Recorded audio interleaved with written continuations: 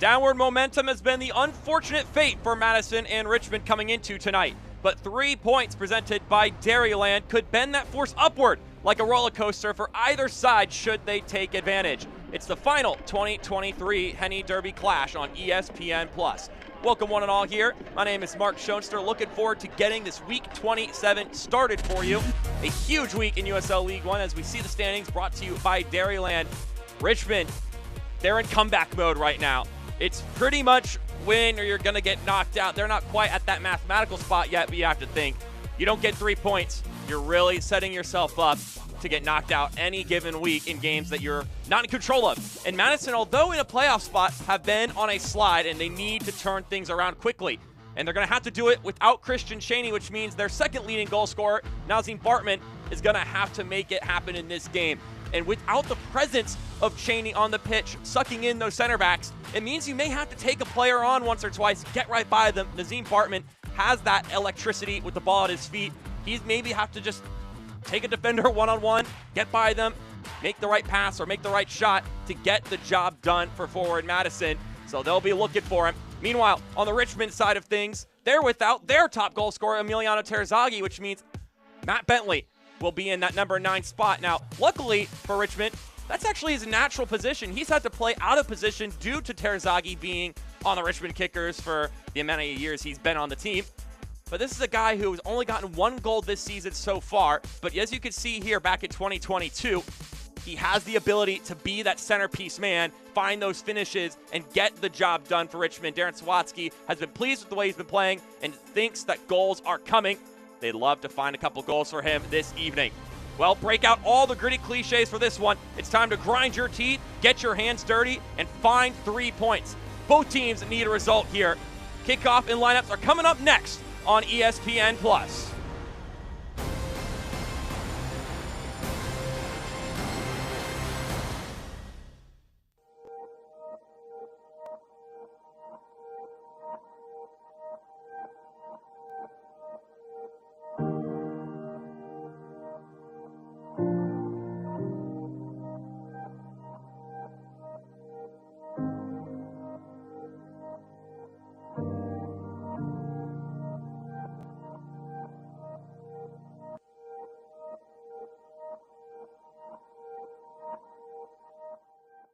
Come see how Dairyland fits your life. With affordable car insurance that fits your budget and 24/7 customer service that fits your schedule. Even if you have coverage lapses or a bumpy driving history, we've got you covered. For 70 years, we've been helping people just like you get the car insurance they need. So why wait? Contact Dairyland today.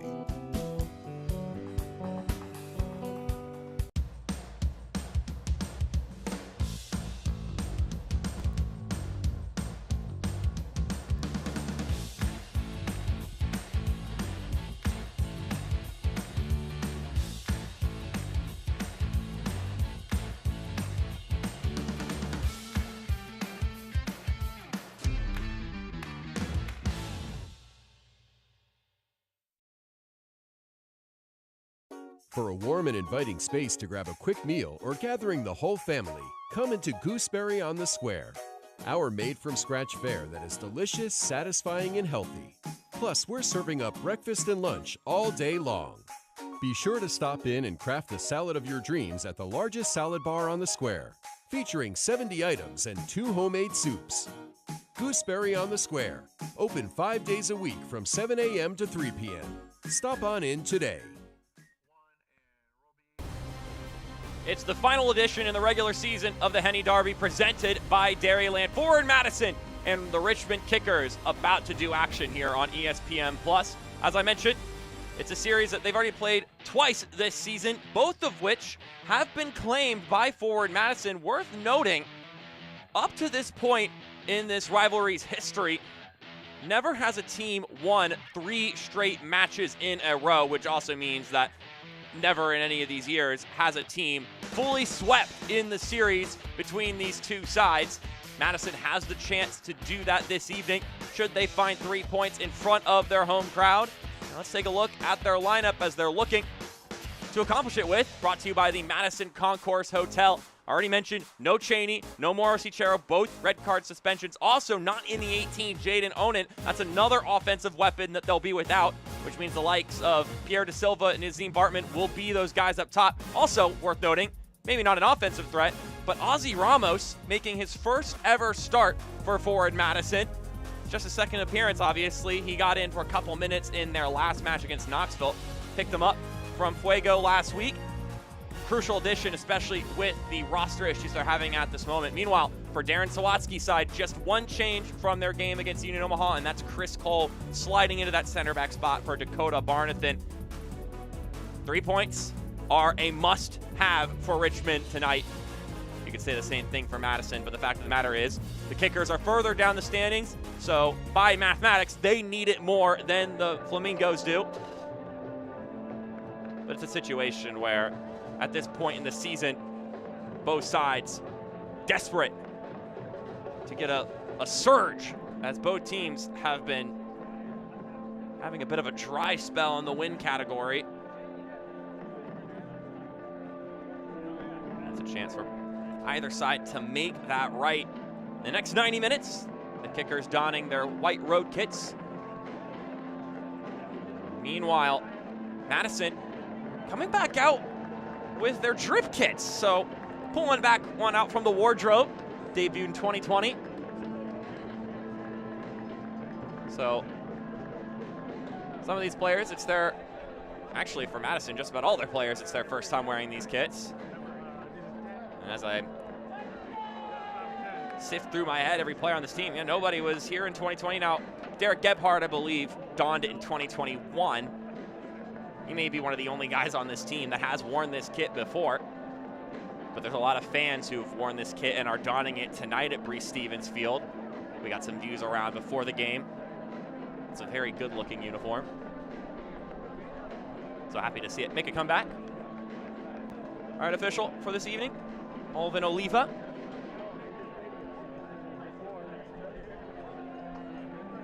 As the Kickers and forward Madison prepared to do battle.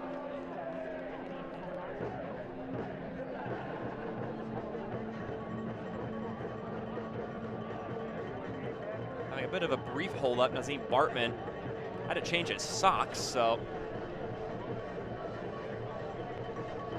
every now and then you do just get a random hold-up in the course of action before the kickoff can actually start. This is one of those cases, and it seems to be sometimes the most random thing that holds things up. In this case, what have you got on under your cleats? There he is, making his way over. Our player to watch. 5 goals this season for Bartman, which is just half of that of Christian Cheney's. I'll be looking for number 6 and maybe more here this evening from him.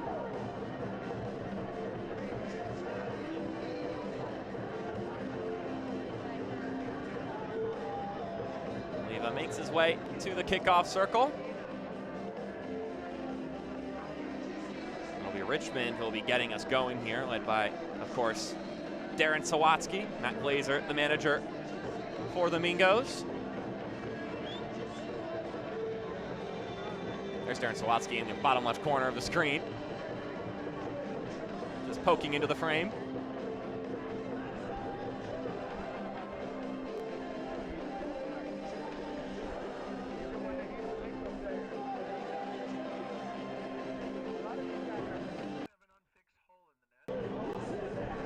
Well, guess what, folks? If you thought a sock replacement was already ridiculous enough, a hole in the net needs to get tweaked now.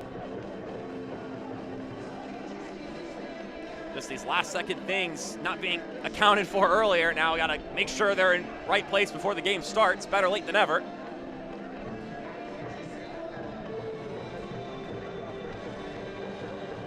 Yeah, just get that zip tied. Not a permanent fix, but one that'll work for this evening. As jump plays in the background, not the same jump-themed song of the Wisconsin fans that is of their fame, but I'm sure we'll get them energized nonetheless.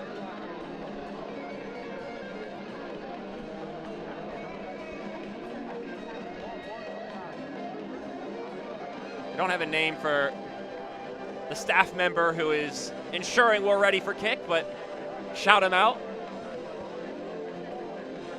Players on both teams trying to keep themselves warm, because it's actually not the warmest day in Madison. It's been a hot summer there, but it is sitting around 70 degrees, under 70 degrees. With that in mind, let's take a look at our injury report brought to you by UW Health Sports Medicine. For Madison, Timmy Mell is out. Worth noting these past few weeks, Isidro Martinez has also been on that list. He's on the bench today for the Richmond Kickers. Ethan Vanacore-Decker, as he's been, and Emiliano Terzaghi not back. They didn't get to acquire any of their players from Richmond in their road trip connection between Omaha and Madison. It's the same guys who went to Omaha for this Richmond side, which means Terzaghi's not with them. And we are now ready to go after some minor delays. A necessary 3 points on the line for both these sides.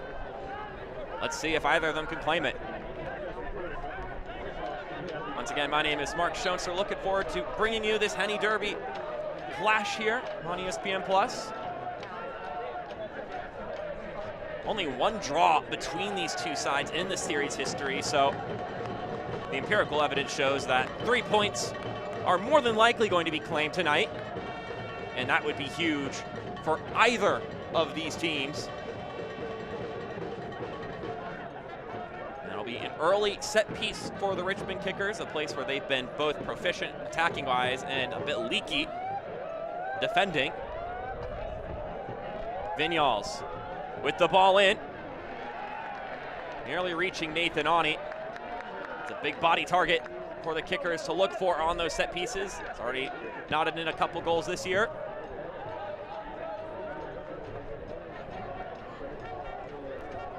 It was a 0-0 draw for Forward Madison last time they played a game that maybe is unlucky in the facet that they didn't get 3 points, but also unlucky, though depending on how you want to look at it, that 2 red cards right by the end of the game. Mauro Cicero and Christian Cheney being sent off,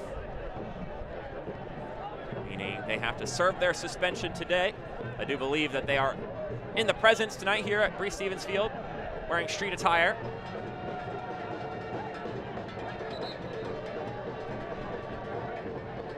They're gonna have to do it without the 2 of them tonight. Matt Glazer called that one an unlucky night. Could have scored a couple goals, as he described it. He mentioned the difference between those top teams, and I think what he means by those top teams are the Hailstorm, North Carolina FC, and Union Omaha at this moment, and the rest of USL League One, is that they're making those chances count in those games, or maybe it's not an obvious advantage to one team or another, but when they get their moments, they're putting them away, they're punishing, they're clinical. And here's a chance for Madison. Bartman squares it across the middle! And Forward Madison off to an early start. Derek Gebhard tapping it home.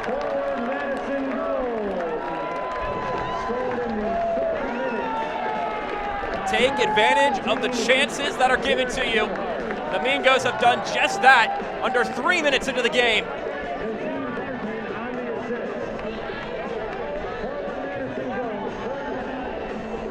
A whole team huddle and inspirational words given by Andrew Wheeler-Amanu.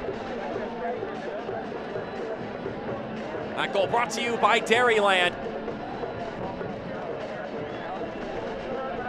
And that is the kind of start that these Mingos are looking for. We'll see it again on the Dairyland replay. Fitzgerald lays it up to Moran.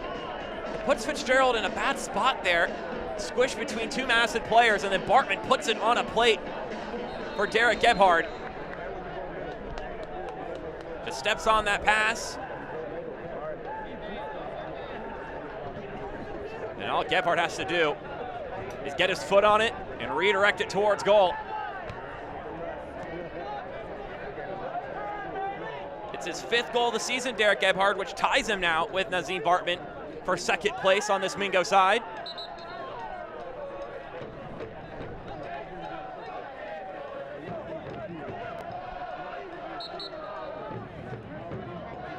A fantastic start for forward Madison.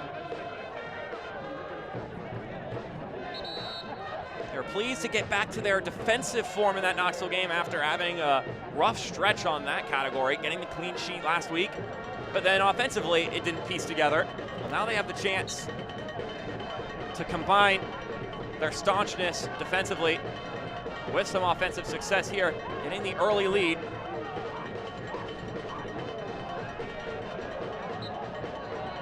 Late whistle there from Olvin Oliva. Bentley going down with the contact from Mitch Osmond.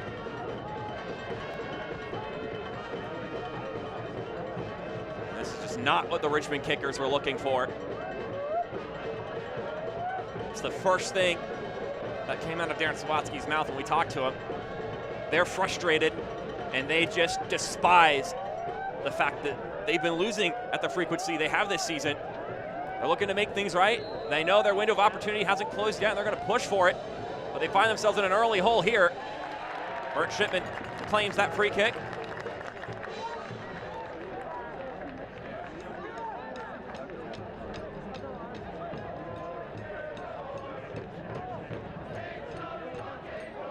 There's Derek Gebhard. Scored their last goal in Chattanooga. They also took the lead in that game early. They didn't end up finding the victory, so they'll want to do better here this evening than they did then.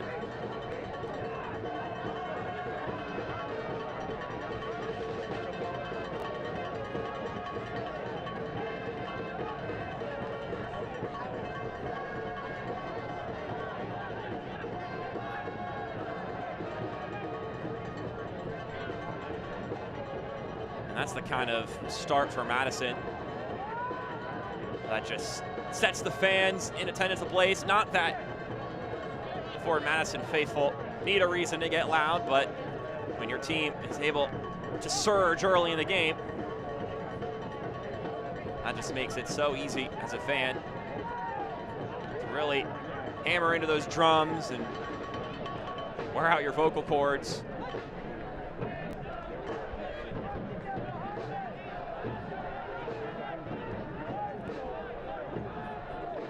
Two of the best fan bases that League One has to offer between the Kickers and Ford Madison. And of course, the reason we have this rivalry in the first place, completely fan-started. Pretty incredible. You got the cities of Madison, Wisconsin, and Richmond, Virginia tied together, thanks to the efforts of Kyle Carr and Elliot Barr.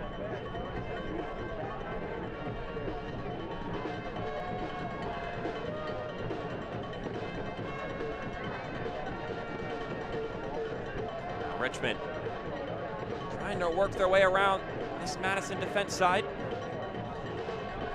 Bentley earns himself a corner kick. First corner kick for either side this evening.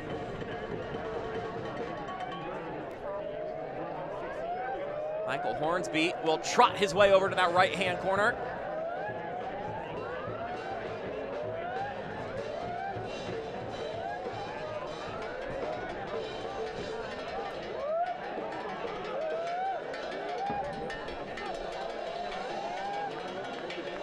Hornsby serves this one in.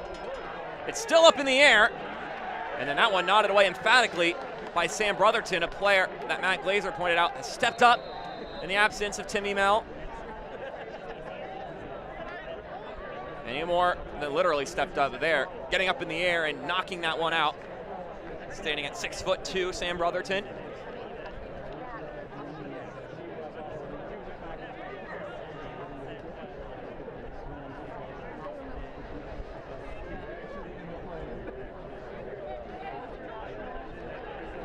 Dairyland replay. Some contact was to be had there, but when you're going up for a ball in a loaded box, bodies are going to clunk into each other. That's just the nature of it. Amanu plays it forward for Gebhard. Gebhard, that's an excellent slide and tackle. Zaka Moran, as he so often does, winning the ball back for his side, and then Ozzy Ramos trying to do the same for his side. Whistle is blown by Alvin Oliva.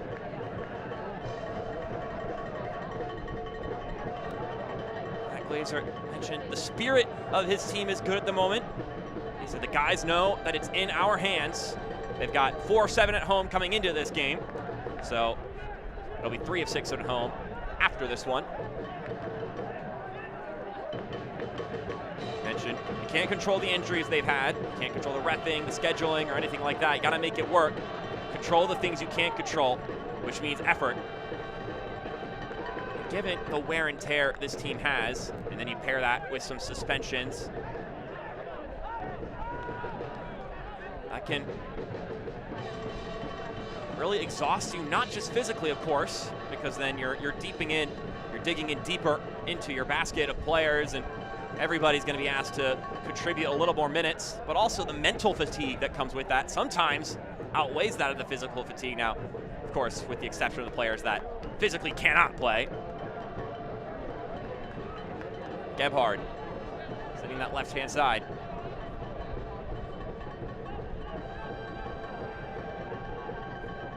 Madison have the opportunity now to really be methodical with their possession. Don't have to force anything, given the advantage they have. Now, that doesn't mean they can get too comfortable. Here's Da Silva. Da Silva shoots! And boy, did that pack a punch. Pierre Da Silva, mid-season addition for this side, has come in and really left a mark since he has made his appearance.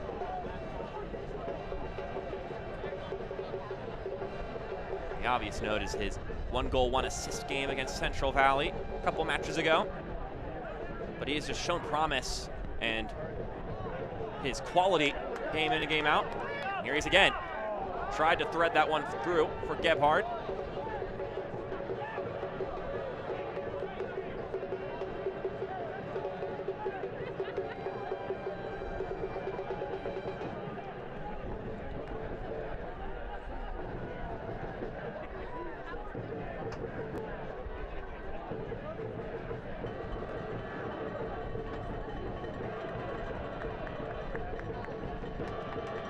Richmond side that, unfortunately for them, have conceded many goals from winning positions this season, now have to find their way to earning some. As it embraces exchange between former teammate Stephen Payne being given the yellow card on Nil Vinyals.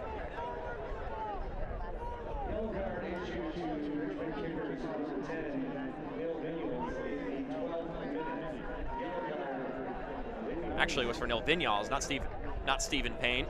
Both in on that contact. It's Vinyals' 5th yellow card of the season. Oh, certainly. So Payne's still at 7 yellow cards on the season. That Darien yellow card being given to Nil Vinyals. Either way, they were able to make up after the contact.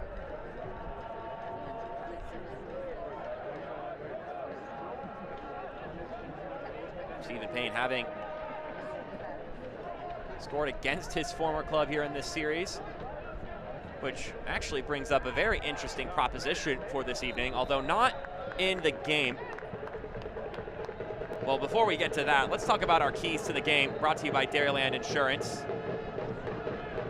Madison, they know Richmond like to apply the pressure defensively, and they're going to want to take advantage of that and find the space behind when they have the opportunity. And for Richmond, the goal to come into this game was to get the lead.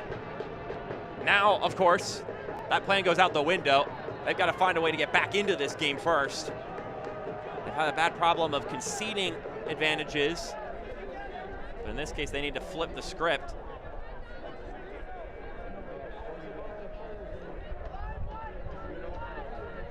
As I was saying earlier, though, do have an interesting proposition in this game. Talked about Stephen Payne scoring against his former team, though not in the starting lineup as of right now. Bartman, though, has other plans in mind. Plays it across the middle. Ends up getting nodded away. Madison will continue to push forward here.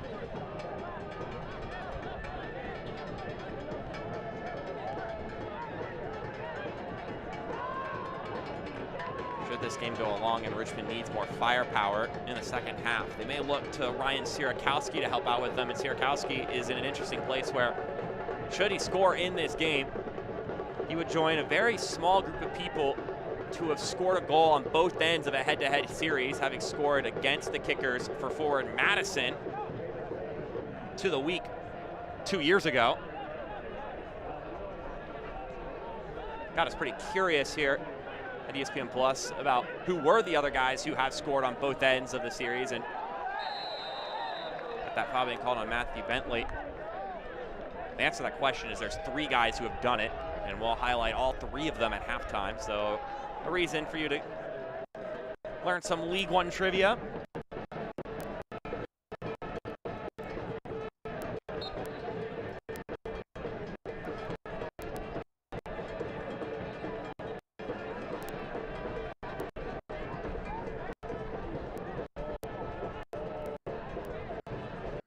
Long ball down to Andrew Wheeler-Amonu. He'll retreat it back to Kroll. There's Ozzy Ramos playing in that holding midfield spot that he so often played at Central Valley. Here's Vinyals, trudging it forward. Takes some contact, goes all the way out wide. Gets that one to ricochet off of Osmond, but then it came off of Nil Vinyals, so it will be a goal kick.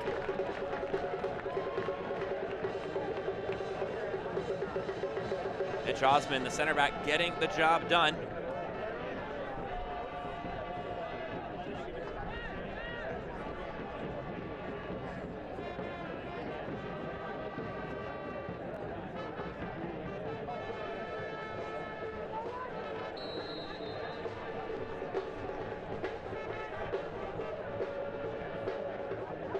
Ramos always does well there, even when players are bearing down on him. Some of the quality he's bringing to this Madison side. For Richmond, Sierakowski, one of the few players on the bench that comes in with a wealth of experience, especially on the offensive end of things. I mean, you have Dakota Barnathan, but that's not exactly a guy you bring on to score goals. A lot of young players on this Richmond roster.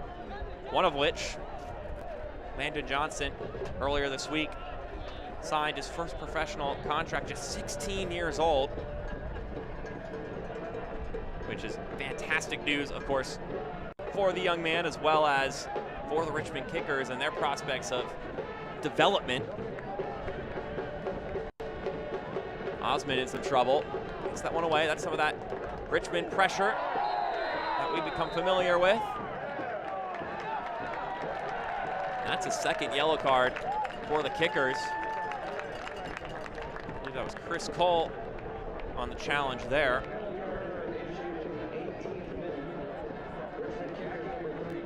It's his second yellow card of the season. His 7th start of the season, Chris Cole. The flexible player for the Kickers. Can play all along that back line.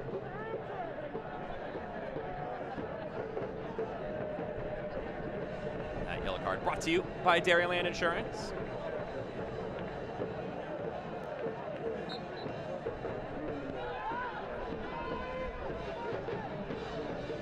Too much contact on Pierre Da Silva.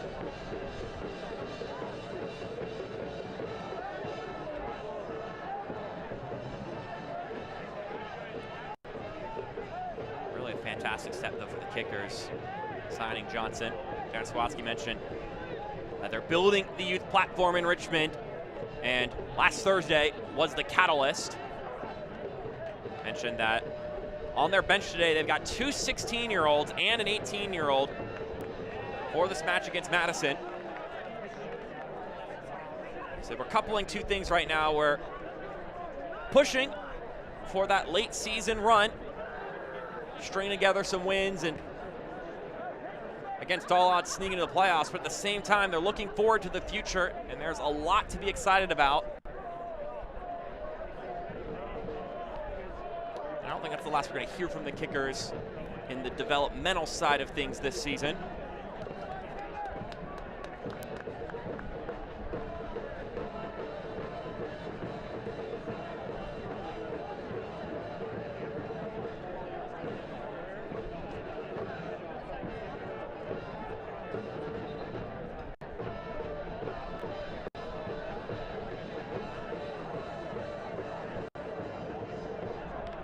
Lofted up the field. No one around except for Akira Fitzgerald. The savvy veteran leader of this Richmond side. A Richmond side that Matt Glazer describes as a tough team. Mentions that they embody their leadership. Thanks to Darren Sawatsky, Akira Fitzgerald could also fall into that category. The rest of the staff. Matt Glazer mentioned that Richmond's a team that goes for it defensively, make you uncomfortable, which means that his guys need to be good on the ball. He says it's unique when we play against the Kickers because they don't, or other teams don't quite come at you the way the Kickers do. It's a unique challenge.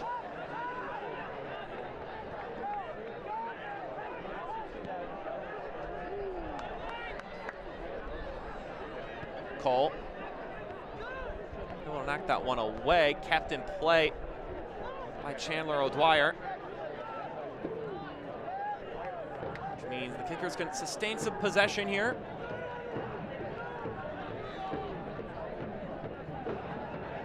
Ball bouncing inside, knocked upward, and then knifed further away by Ozzy Ramos. That was Macias who was on the initial clearance there. O'Dwyer. Hornsby connects with Vinyals. Vinyals takes a step. He loses the touch, and it's cleared away by Osmond. An appeal for a penalty not awarded. Here's a look on the Dairyland replay.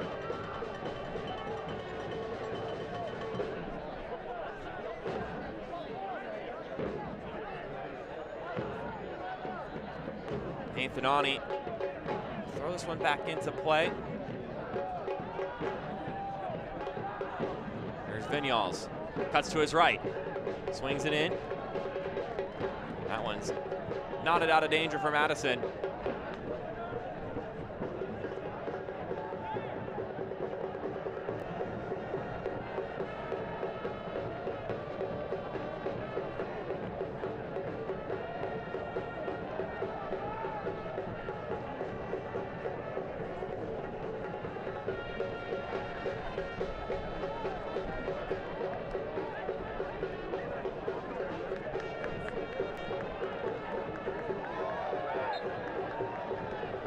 Macias getting tripped up by Moran. He's ailing as he works to get himself back up on his feet. Will be Madison ball. See the contact again. Stepping in was Zaka Moran, but no booking necessary nor warranted, I would say.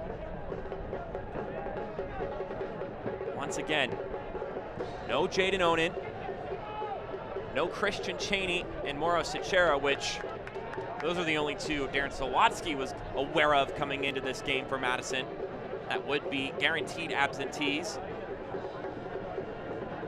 Asked Darren Sawatsky what he anticipates to see from this Madison side, especially without their big man up top. And first things first, Darren said, well, I'm not going to try to read Matt Glazer's mind, but I wouldn't anticipate them making too many changes. But if they really adjust the way they play, then we'll be ready for it. That's a fantastic save from Shipman. Bentley showing off the talent he's got as a number 9. Flicking that one on goal, but Shipman punching that one out of play.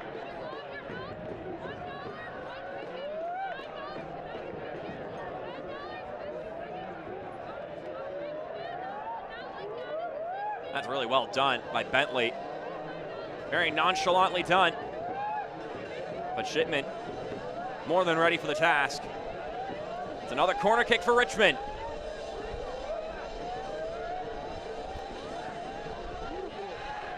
Bentley goes down. No whistle blown. Still Richmond ball. Vinyals. Another service in. Bounces once. And it's going to be another corner kick. Coming off of Amanu. Andrew Wheeler Amanu, that is.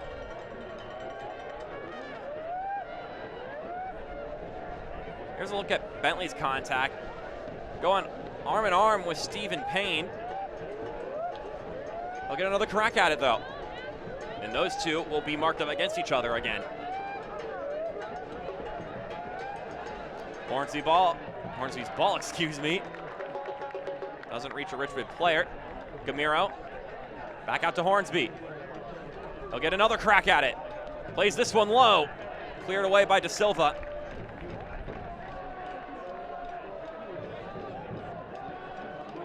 This one finds its way inside. And we'll wait for the call from the assistant. It's going to be a goal kick.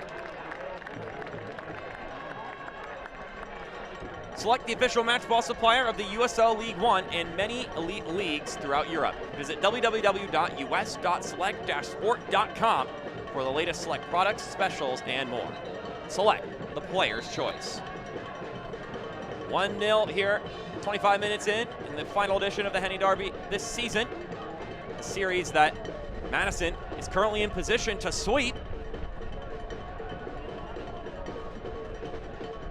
Not a rivalry in the traditional sense, that of geographical or two teams that find themselves playing each other all the time in the playoffs and thus have developed an animosity in that sense. As a matter of fact, it's the complete opposite. A lot of love between the Madison fans and the Richmond fans, and of course, it's a derby inherently tied with black culture and their support of soccer.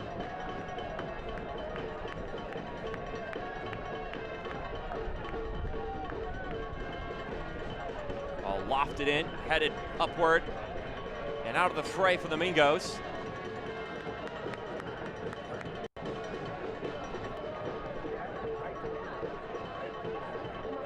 Gebhard loses his clutches on the ball. Player is down. Vinyals will trudge forward. Vinyals takes a shot! Not quite on target. I also think a ball kid may have taken one to the face there.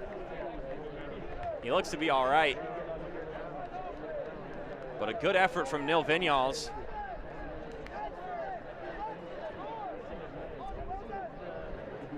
I didn't quite hit the kid. That's good news.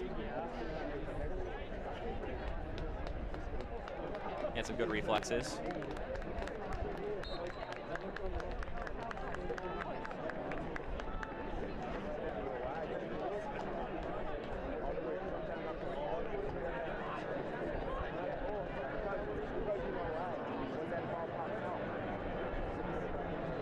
Zane Bartman was the one who went down before that shot was taken by Vinyals.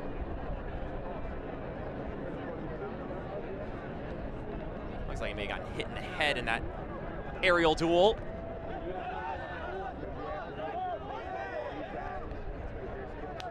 Both players calling for it. Sawatsky dishes it to his left back.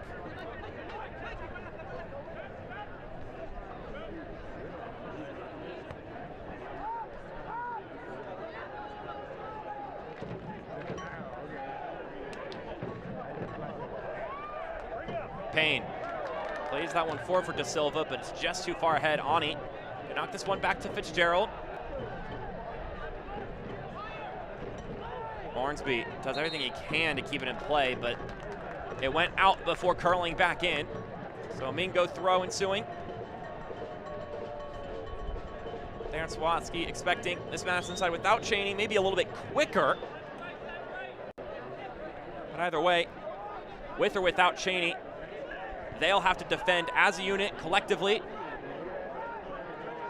order to slow this Madison team down.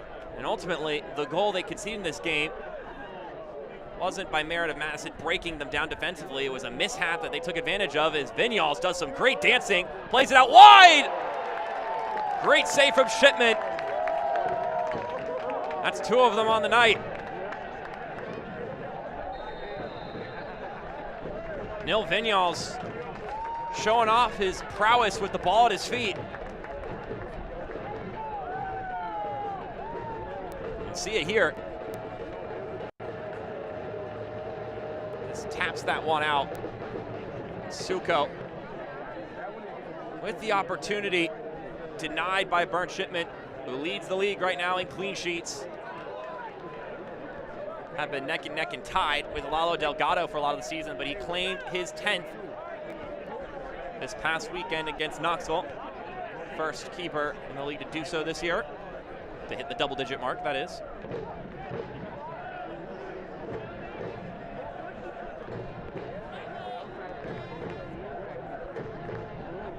And of course, it'll be his aspirations to continue to keep a goose egg for the kickers for 60 more minutes. A lot of game left.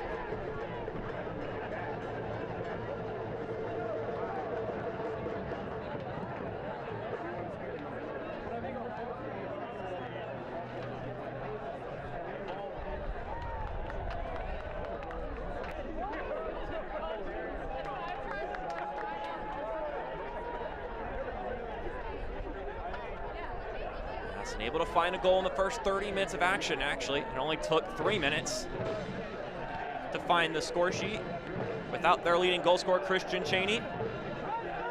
Matt Glazer said that Cheney's a guy who bails us out a lot, meaning they're going to have to be much better and sharper offensively. He said sometimes we float the ball up or the ball pings around and Cheney's able to clean it up and make a goal out of it, make a chance out of it. So without him, they're just going to need to be tight here, and well, it was a tighty finish there in the 3rd minute when they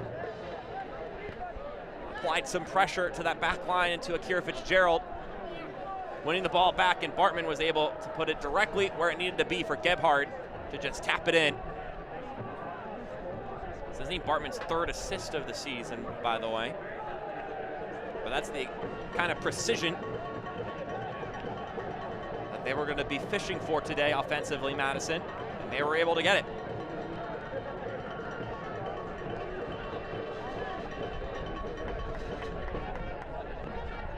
O'Dwyer.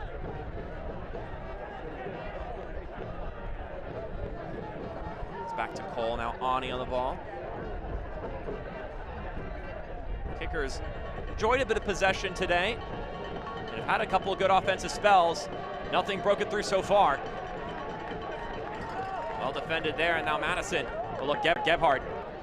Rand's there with them. Gebhard taking on 2 players. Now gives it away. And then Bartman, after taking some contact, wins the throw.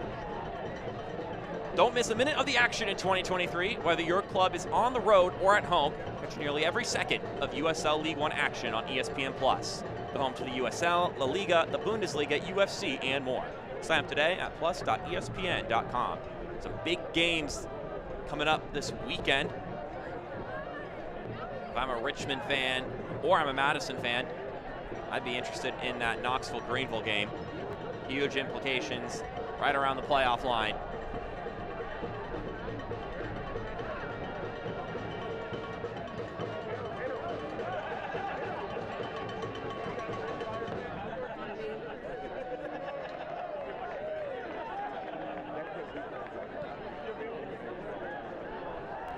Teams will have the ability to clinch as well on Saturday. We'll talk a little bit about clinching scenarios at halftime. So be sure to keep the monitor on and rolling while you grab your refreshments and do whatever you need to do during that break. Keep yourself privy to what's going along with the other 10 teams in USL League One, as well as your own, of course. Gamiro. This one served inside. Richmond trying to find a response. 30 minutes post-goal.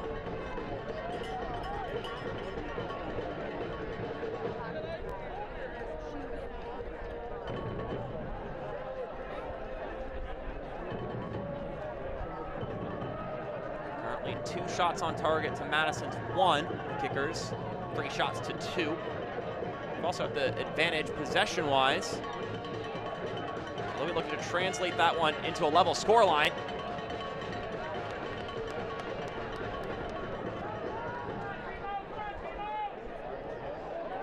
Bartman with a solo effort here, working on Chris Cole. Still Bartman. And that warranted some cheers, and he got him.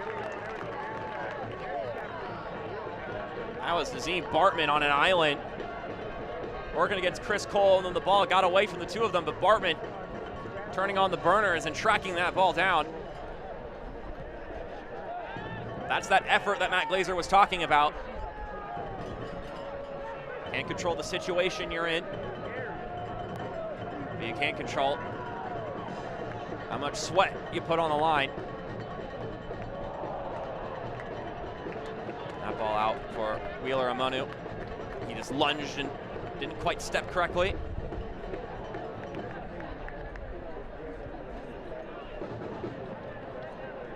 Pitch throws this one back in.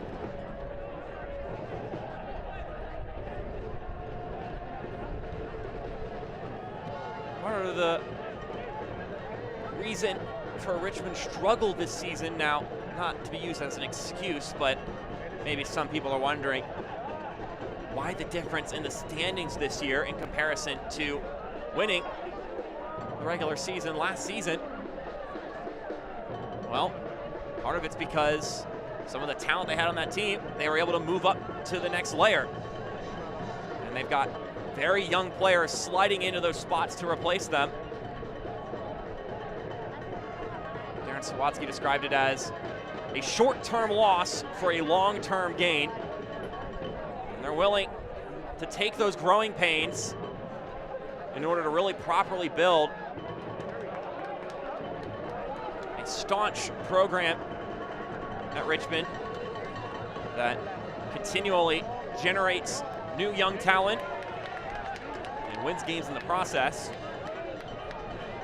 Darren Sawatsky mentioned that Rob Ukrop is bought in.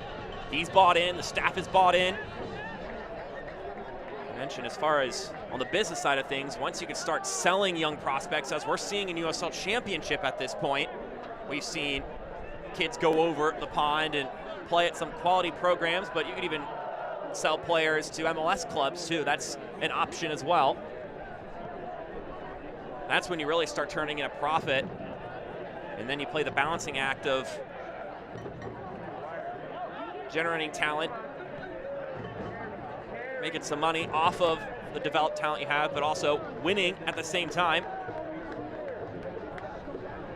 Build yourself as a winning program while also growing the game.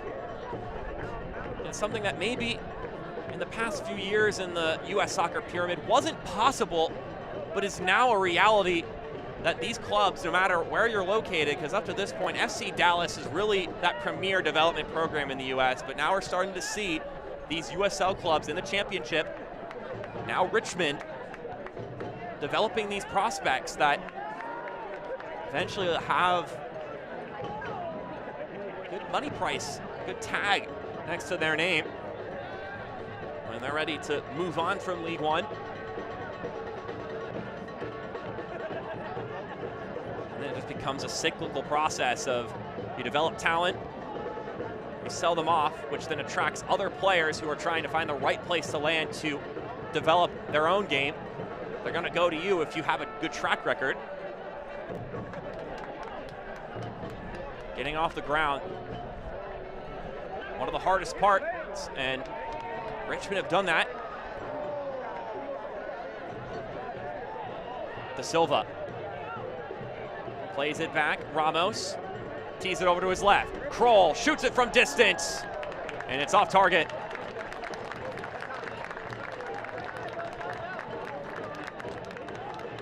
Ramos laying that one off there for his left back, his new left back teammate. Matt Glazer said they were fortunate to pick up Ozzy Ramos. Mentioned he'd been following Ramos for a while. A player that really impressed me last season in 2022 with Central Valley. Matt Glazer mentioned that Ramos fits the way we try to play.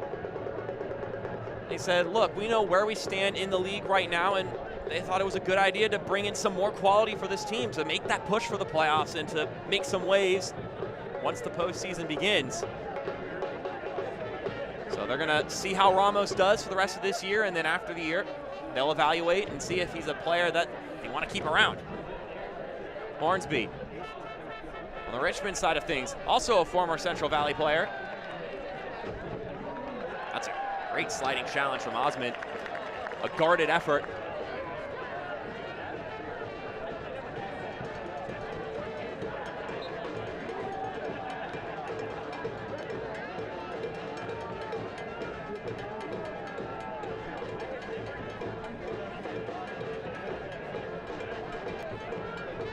Being exchanged there between Pierre De Silva and Nil Vinyals. So we get another free kick for the Kickers. They'll be looking for the likes of Matthew Bentley, of course Nathan Ani standing at 6'4", along with the rest of their roster here. Those are the names you really look out for, though. Vinyals swings it in, headed up by Brotherton once again. Gets on those aerial balls frequently. It'll be another Richmond throw. Matthew Bentley, as we talked about in the open, a natural 9 who's had to play out of position because, well, unfortunately, he has a teammate named Emiliano Terzaghi who's not giving up that number 9 spot when healthy. Player does a great job holding up the ball. Just 1 goal this season. Darren Sawatsky's been pleased with the way he's filled into that spot at the top of the formation in Terzaghi's absence. And although maybe they haven't been as offensively sharp as they'd like to be, Bentley has been a bright spot, and Darren Sawatsky predicted that he thinks a good well of goals are coming for Bentley here. And I think they could find one here on this corner kick before the halftime break. That would be ideal for the visitors.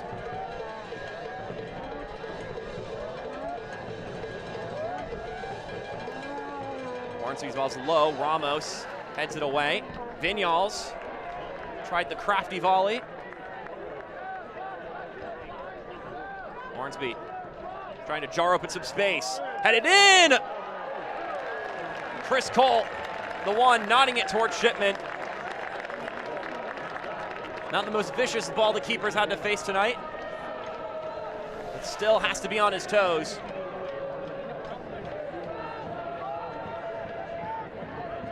That's a great ball from Michael Hornsby. Chris Cole's gonna wish he did better there. And Mitch Osmond, incensed at how open Cole was, right in the middle. That's exactly where you don't want an opposing player to be wide open. Gives them a good range of options of targeting spots for the header. We counted some blessings there that Cole headed straight down the middle.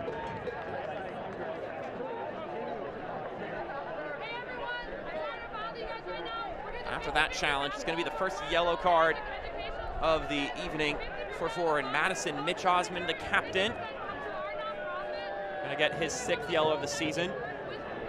6th yellow card.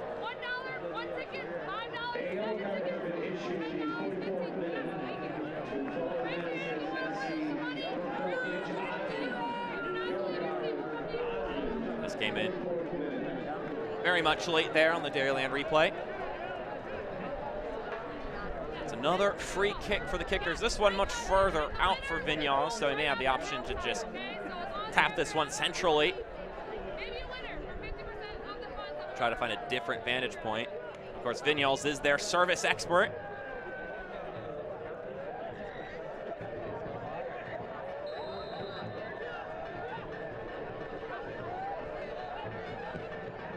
Vinyals has that one punched away by Shipman.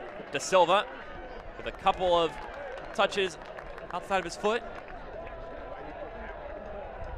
Now Gebhardt, the goal scorer, wheeling around his man. Gets that one knocked away from him. It'll be a throw-in for Madison. That other ball straying back into the field of play.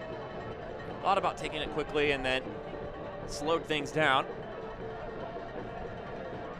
It is a wonderful day in Madison, Wisconsin.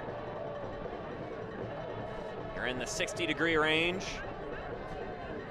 We're at about 66 now, after what has been an uncharacteristically hot summer in Madison. A lot of factors going into the wear and tear that this Madison team has faced this season. Playing on turf consistently, training on turf consistently, having so many of their games crunched into the summer month. Always have to manage around the other events happening here at Breese Stevens Field. Still got concerts happening along with other events. We've got a comedy show happening at Breese Stevens Field tomorrow, along with a movie night Saturday, and then a festival Sunday. So a busy, busy venue. We got 2 minutes of just coffee cooperative stoppage time.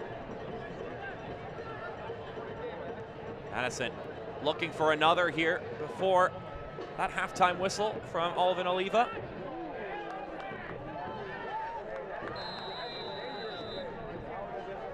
So advantage being played there for a moment, but they're going to call a foul.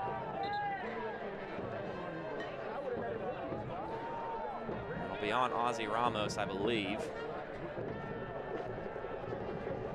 Richmond with the chance to maybe throw in one more attack.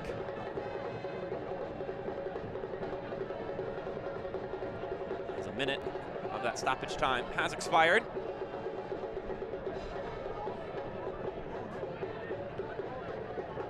Hornsby searching for O'Dwyer there.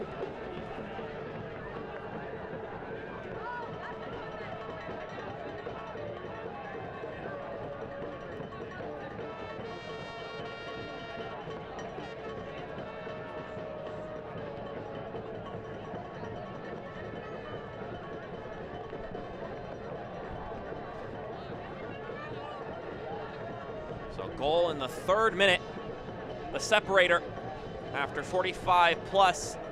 At least that's what it appears it'll be, unless we get a last-second change in score here. Nazim Bartman stepping on a pass inside of Richmond's 18, and then serving up Derek Gebhardt. All he had to do was knock it home. And we'll see if this corner kick ends up being taken right here at the end of the half. And it looks like Oliva is giving them permission to take this UW Health Sports Medicine corner kick, the first of the night for the Mingos.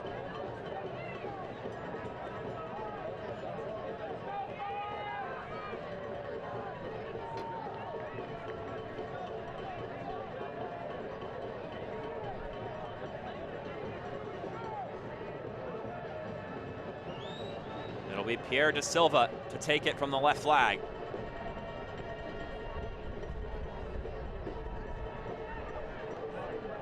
That one's still in the fray. Volley back in! The whistle blew! They're not gonna count it!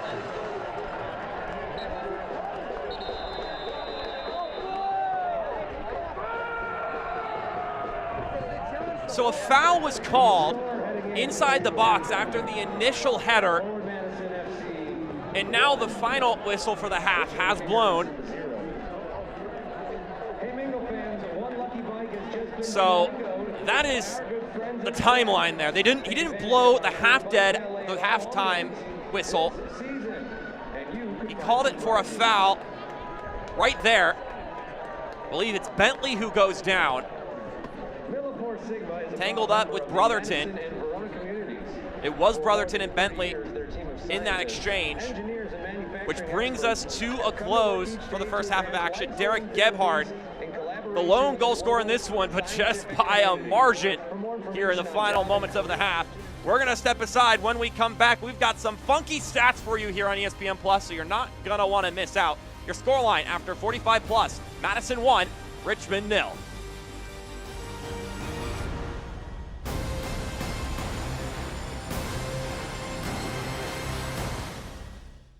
Come see how Dairyland fits your life. With affordable car insurance that fits your budget and 24/7 customer service that fits your schedule. Even if you have coverage lapses or a bumpy driving history, we've got you covered. For 70 years, we've been helping people just like you get the car insurance they need. So why wait? Contact Dairyland today.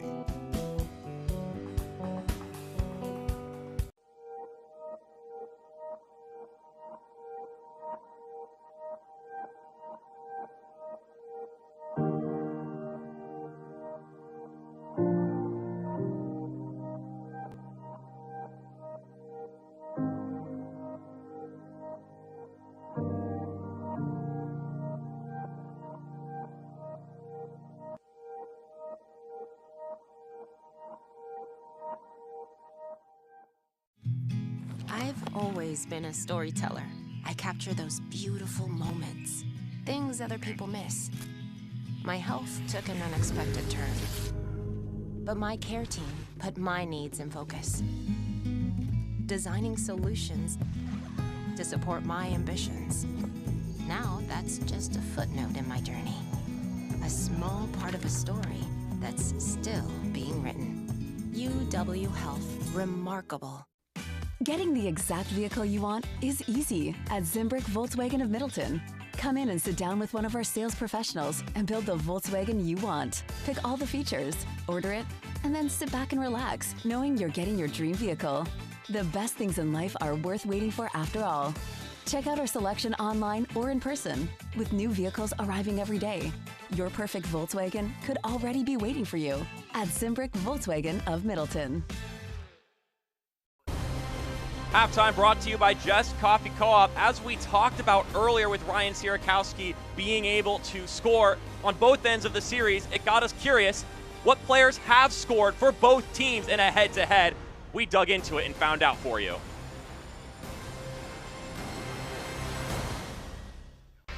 The first player to ever score for both clubs in a head-to-head series was Alex Morel.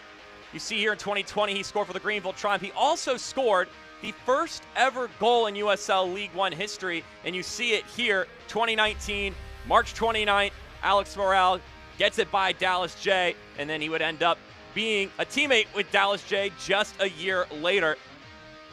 You would think maybe there's quite a few players in USL League One that have been in this club and have scored for both sides in a head-to-head series, but it's actually only 3 players up to this weekend. Rafa Mensingen, the second one to do so, was able to score on North Carolina FC with the Chattanooga Red Wolves last season. And then, of course, he's been scoring goals aplenty this year for North Carolina FC, and that includes, of course, his former club, the Chattanooga Red Wolves, with some help from Olex Anderson. Maybe one of the easiest goals Rafa will ever score. Just tucks that one home early this year in April, which then leads us to our third player. Rafa Mensingen, by the way, the only active player right now in USL League One with this honor, Mateus Cassini, recently in USL League One, not currently at the moment. Really interesting note, both Cassini and Rafa Mensingen scored July 16th in this head-to-head series in the first half of the equation, which ultimately is an oddity, a little something for you to think about and ponder. Odd coincidence, maybe. And then we see here Cassini scoring against his former club earlier this season. And with that in mind, that leads us to Ryan Sierakowski, which, interestingly enough, this guy has been on 4 different teams in USL League One's history, and he has scored for all 4 clubs he has been a part of. The only USL League One player who has scored a goal for 4 different teams. Of course, this was earlier this season, the only goal so far leading up to the Thursday game against Forward Madison that he has scored this season. He got the fans riled up and going, and here are some of the fun facts to pair along with Ryan Sierakowski. Only one other player has played for 4 League One clubs, but what separates Sierakowski from Cesar Murillo is that Sierakowski, both times, he has switched team to team in the middle of the season, going to Madison halfway through the year, and then also going to, here we are now, the Richmond Kickers in the middle of the year. Just an odd thing to think about, Cesar Murillo spending every full season with his respective teams. Now, 4 clubs is cool, right? Scoring for 4 clubs is pretty neat. But you know what else is cool? Scoring against 15 different USL League One clubs, and that's something Emiliano Terzaghi did earlier this season against one Knoxville. Terzaghi tying for the most unique clubs scored against in USL League One history. He wasn't the first to get there, though. And actually, the first person to get there is on this same field you're looking at right now. Jake Keegan would be that guy to get to 15 first. And now let's take a look at some comparisons about how they got to this point, scoring against 15 different clubs. You see, it took Terzaghi less time than Keegan, and each of them have 3 teams they haven't scored against. For Terzaghi, Lansing. Obviously, he never had the chance to score against Lansing. He hasn't had the chance to score against the Richmond Kickers either, and Jake Keegan, in a similar vein, hasn't scored against one Knoxville, also hasn't scored against Greenville, but the one team that has stifled both these prolific goal scorers, Orlando City B of all clubs. News and notes are coming up next on USL League One. We'll see you then.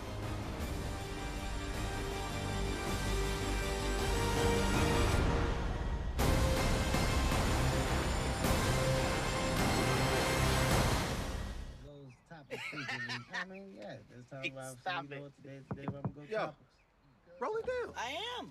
You don't need a car to listen to Sirius XM. You can listen anywhere. You know that, right? What? Kevin Hart's Laugh Out Loud Radio. Kevin, you could use your phone. What? What? Alexa, play Kevin Hart's Laugh Out Loud Radio on Sirius XM. What? This is how I know you're getting old. I guess that was it. What?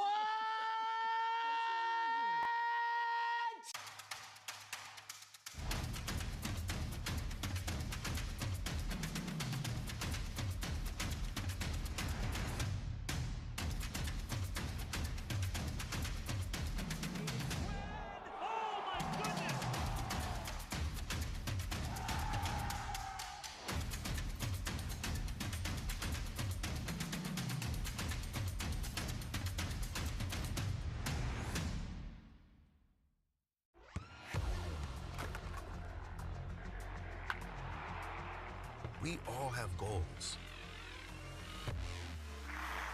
But let's be honest. Most of us aren't going to be professional athletes. But if your goal is to finish your degree, we can help. Come to a university that puts your goals first. Bellevue University, your partner in finishing goals.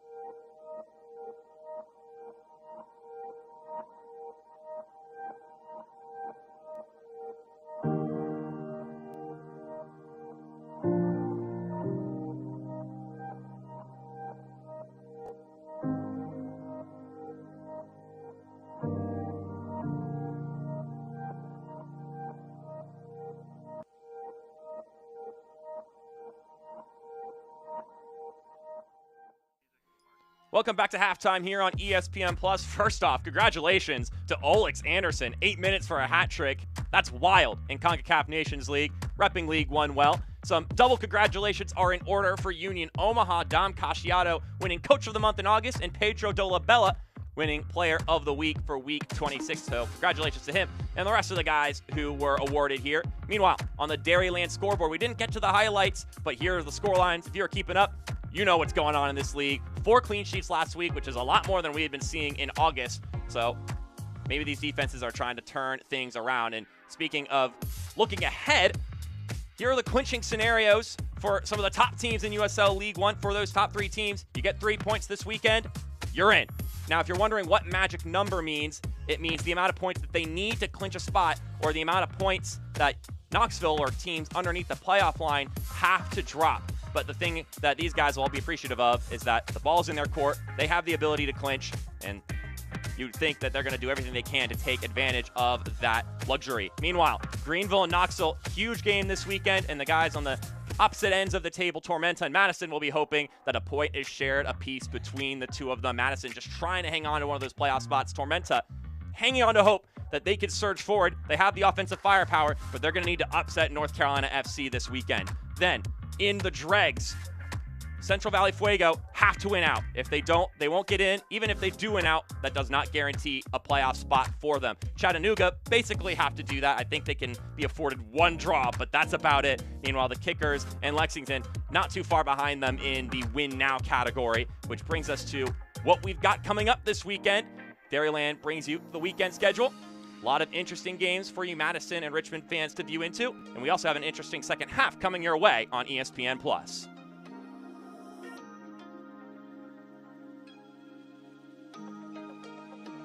Getting the exact vehicle you want is easy at Zimbrick Volkswagen of Middleton. Come in and sit down with one of our sales professionals and build the Volkswagen you want. Pick all the features, order it, and then sit back and relax, knowing you're getting your dream vehicle. The best things in life are worth waiting for after all. Check out our selection online or in person. With new vehicles arriving every day, your perfect Volkswagen could already be waiting for you at Zimbrick Volkswagen of Middleton. Come see how Dairyland fits your life. With affordable car insurance that fits your budget and 24/7 customer service that fits your schedule. Even if you have coverage lapses or a bumpy driving history, we've got you covered. For 70 years, we've been helping people just like you get the car insurance they need. So why wait? Contact Dairyland today.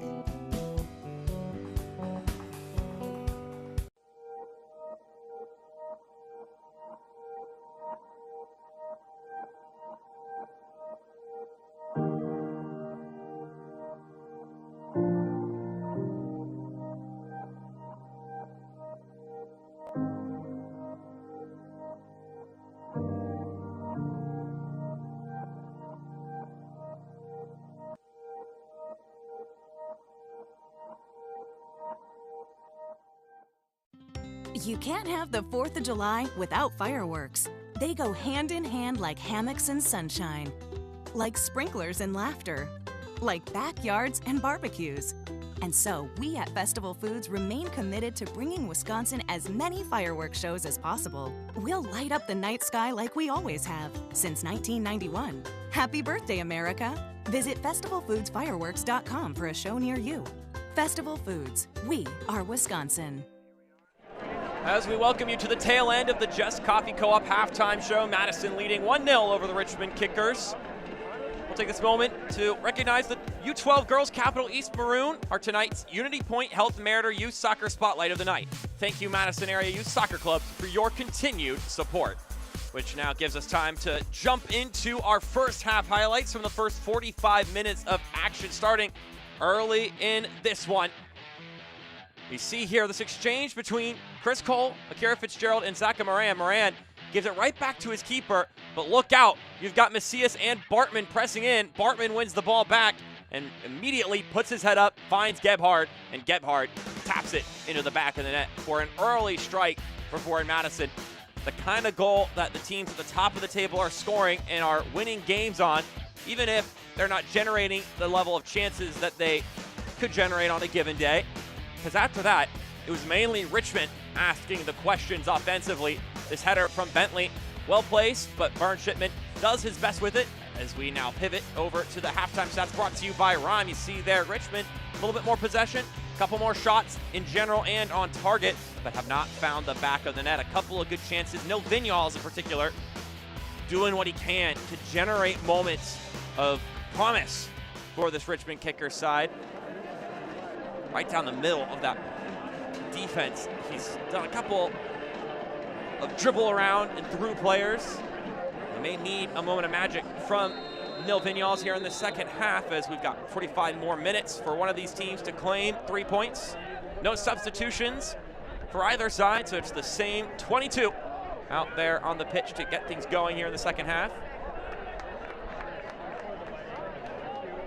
And those highlights that you saw moments ago brought to you by Just Coffee Co-op.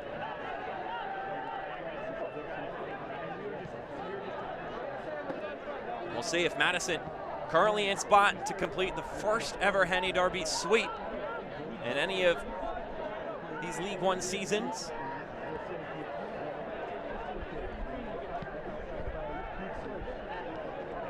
Macias gets this one returned back to him. Promising start for Madison. Gebhard through the middle. Macias! It's deja vu for the Mingos. Another early goal in this one. Right after the whistle. They've been humming.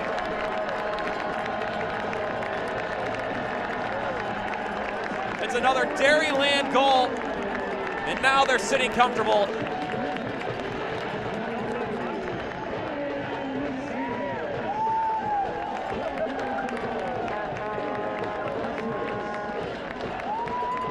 Those are some enthused fans feeling the energy now. This is a trademark Madison goal right here. You just see the exchanges happening. And Aiden Macias slotting in his second goal of the season. It's just those quick one-touch passes in tidy areas for the Mingos. It's been something they've hung their hat on all season long. And they are able to dissect Richmond there and double their lead to make it 2-0. Once again, that goal brought to you by Dairyland and, of course, Aiden Macias. The Englishman putting it into the back of the net. Kind of was the one who kick-started that combination near midfield. Then he was in connections in the middle of that development, and then he found himself on the end of it. A goal that he'll be proud of. Certainly not a number 9's goal where you find yourself on the end of the combination. He was involved in its entirety.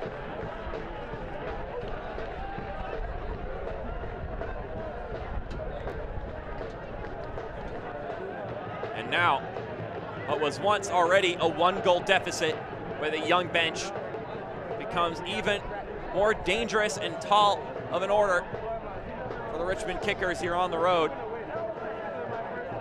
Both teams needing 3 points, needing a script change. The Kickers coming into this game winless in 11. Madison winless in 5, trying to hang on to a playoff spot. Knoxville encroaching as Michael Hornsby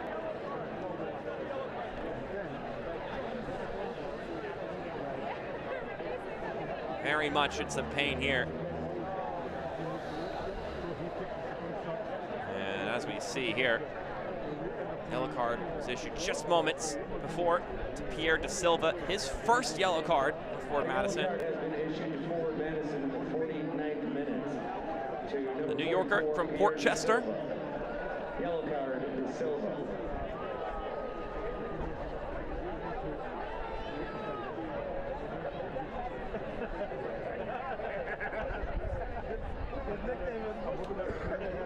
Hornsby, always a fixture in this starting lineup when available for Darren Sawatsky. Incredibly talented left back. That does not look like a promising sign.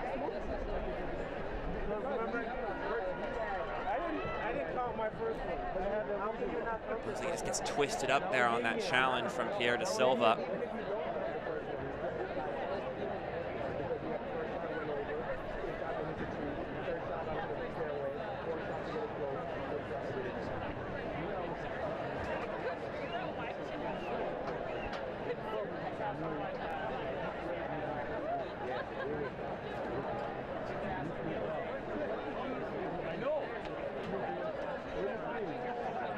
Not only, though, is he part of that back line where, of course, they need that stability defensively, but he's also a chance creator going the other way. And in a game where you're down 2 goals with 40 minutes to go, it's not good news for Darren Sawatsky tactically as well as, of course, personally. We'll step aside for a moment and congratulate tonight's Dental Health Associates fan of the game, which is Alex Krawczyk. Thank you for going flamingo, Alex.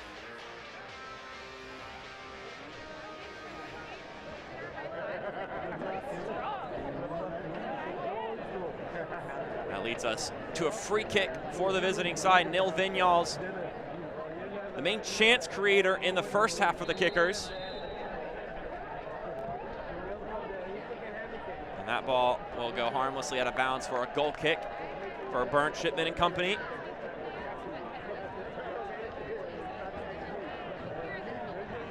At some point here in the second half, we're going to see some substitutions for this Richmond side, and I would anticipate seeing some of these young bucks coming out looking to prove themselves in some adverse times. Young players like Nicholas Simmons, Landon Johnson, Beckett Howell, who are not as often committing to college programs anymore. Darren Swatsy mentioned that the best talent in America aren't taking the college route. That's not to disrespect those who do go that way. It's still very much a viable option and a great opportunity for those who go that route. But those who are committing to a professional club, getting development, working with the pros, as Gebhardt comes down the other way. Gebhardt, he tapped it across, maybe a bit too unselfish there, and Bartman shoots and it's off target.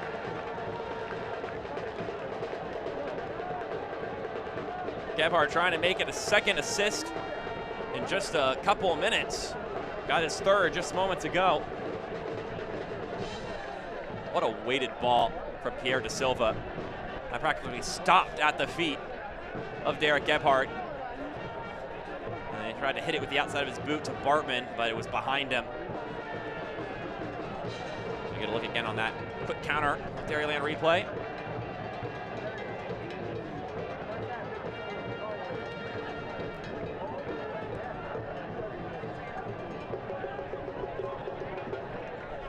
This is another example of that quality that Pierre Da Silva brings.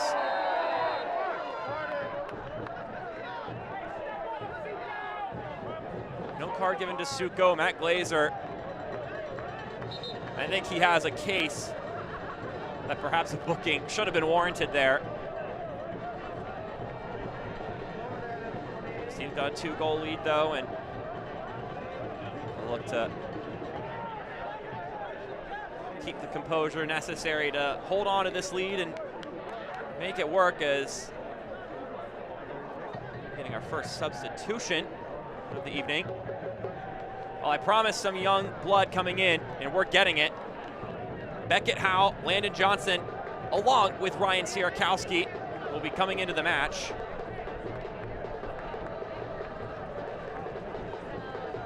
So Howell comes in for Hornsby, just 18 years old, from Glen Allen, Virginia. And then there's the man of the week, Landon Johnson.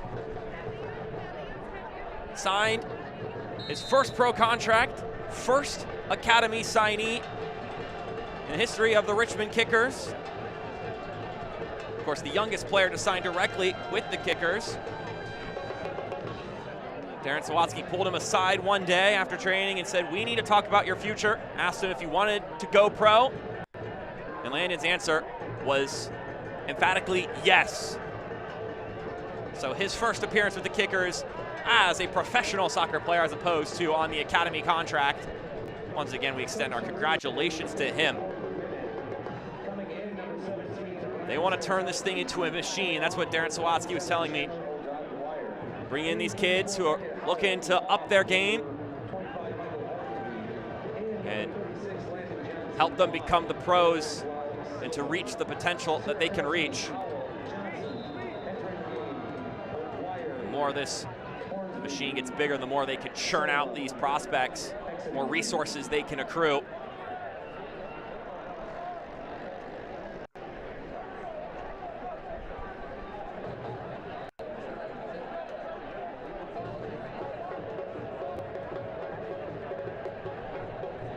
So to give you a recap, Beckett Howell is in for Michael Hornsby. Joao Gamiro comes out for Landon Johnson, and Ryan Sierakowski replaces Chandler O'Dwyer. So those are the three substitutions for the Kickers, as Vinyals swings this in.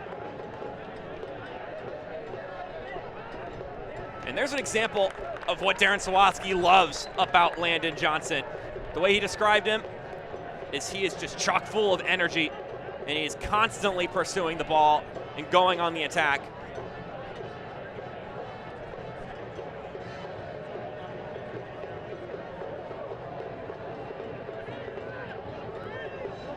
Called him an incredible kid with tons of speed and energy, and he just goes. He gives it his all in every single play. That was the appraisal we got from the man who was a part of signing the 16-year-old this week. A bit of news that he was incredibly excited about, and for good reason. Such a massive step for not only the Richmond Kickers, but for soccer in general in the United States.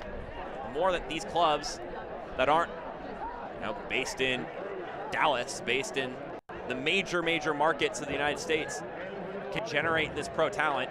Just means just how far we've come as a country when it comes to the sport and what's to come.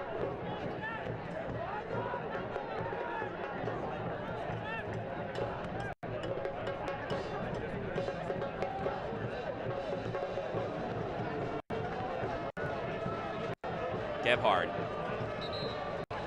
That ball didn't quite keep it in place, so it'll be a Richmond throw. Can't watch the match? Turn on SiriusXM FC 157, North America's only 24/7 source for engaging soccer talk, including USL All Access Tuesday nights at 7 Eastern. Plus hear live matches from the USL, MLS, English Premier League, and more. All on SiriusXM FC 157 and the SXM app.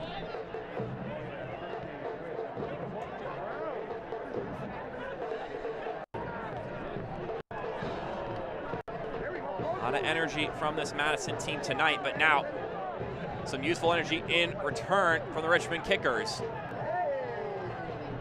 Johnson on the ball now. Bumping shoulders with Gebhard. Gebhard exerting his strength there and winning the ball. And too much pushing on that occasion from Nathan Awney. Now, we talked about the two youngsters coming in, but Ryan Sierakowski coming into the game. If you tuned in at halftime, we talked about players who have scored on both ends of a head-to-head series. To the week 2 years ago, Ryan Sierakowski scored against the Kickers for Forward Madison back in 2021. He would be the 4th player in League One history to score on both ends of a head-to-head, should he find the back of the net tonight. Sierakowski, one of just 2 guys who have played for 4 different League One teams, Cesar Murillo being the other. Played with Revs 2, then played with Madison, both in the same season. Then he played with Tormenta before hopping over to Richmond in the middle of this season. It's a bit of an oddity. You don't see a lot of players playing on one team and then another in a single season in this league, but Sierakowski has done it twice. Only guy who's done that.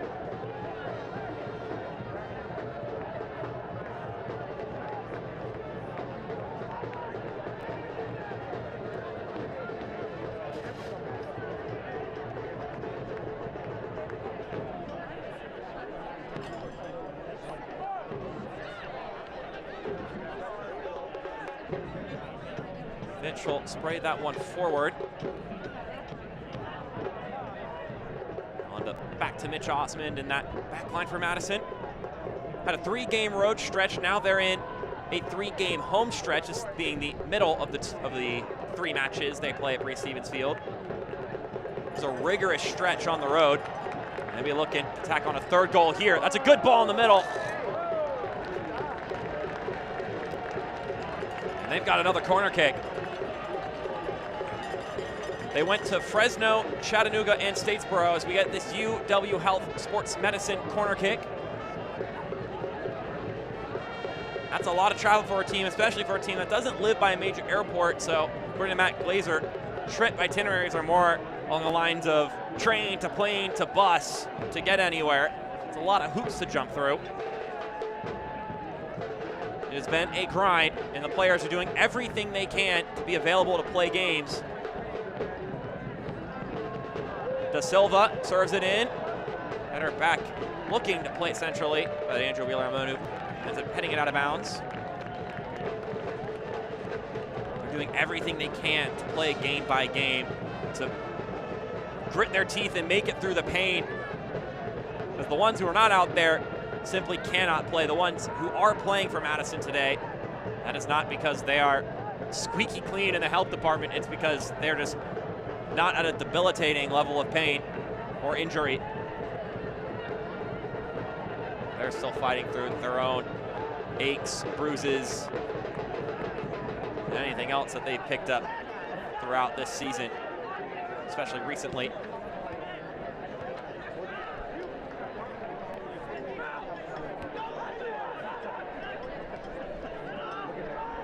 Bentley winning it back for the Kickers. Johnson once again pressing.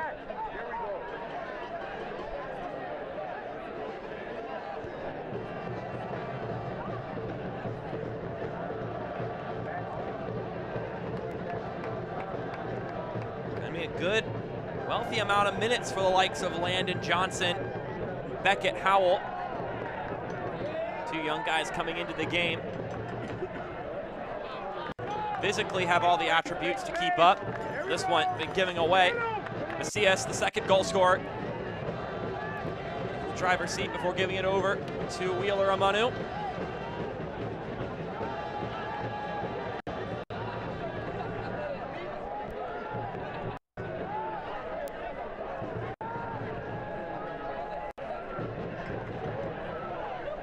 Da Silva are finding some space now, Madison. The back heel looking for the running Bartman. Falls to Da Silva, he shoots.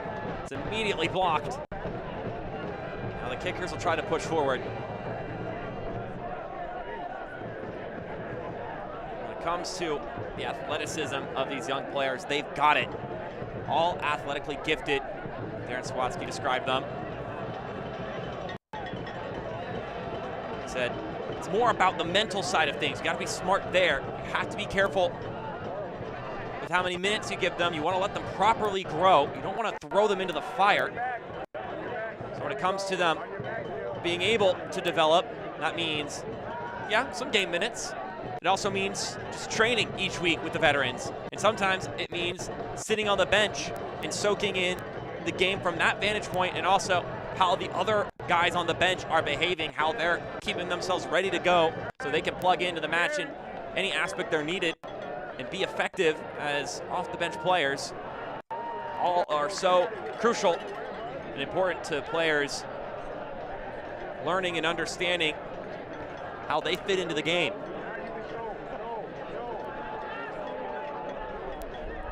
Darren Swatsky mentioned a couple of players from times past in U.S. soccer history of young talent that had so much promise getting thrown right into the machine, right into the fray of things, the fire per se, and it being detrimental to their growth because they get run into the ground, overwhelmed, and don't have the chance to properly assess and learn everything they're getting themselves involved in. And that'll just lead you to developing poor habits. Payne hits the brakes. Ends up losing his touch.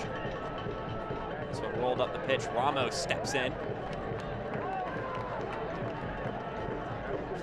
Always plays a bit of the cleaning crew role. Ozzy Ramos will pick up those cleared balls and maintain possession for his side. Now Madison can enjoy that aspect of his game.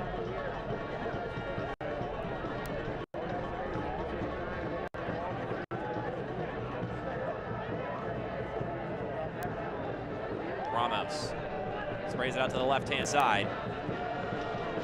Andrew Wheeler-Amanu taking on Fitch one-on-one. Somewhat able to get by Fitch, but then reinforcements came in. But it's back to Madison. Gebhard is open. Gebhard cuts to his left. Gebhard! Off the woodwork. The Mingos are still going. It was only for a moment longer. Now it's Ryan Sierakowski driving down the field.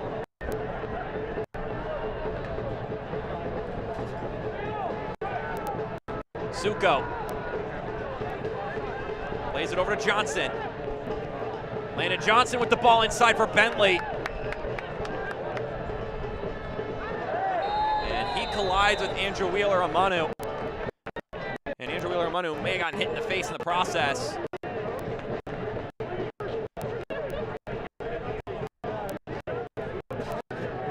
And he's going to have some help waved on. The yellow card being given to the youngster. His first professional booking. Yellow card issued in the 60th. Yellow card brought to you by Dairyland. To Richmond kickers, number 36, Landon Johnson. Yellow card, Johnson.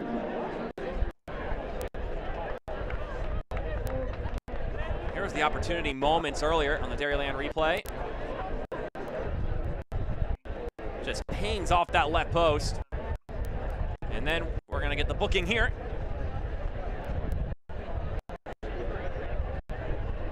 I tell you what, there's not a lot of contact there for Landon Johnson, and obviously he doesn't see Andrew Wheeler-Amanu coming.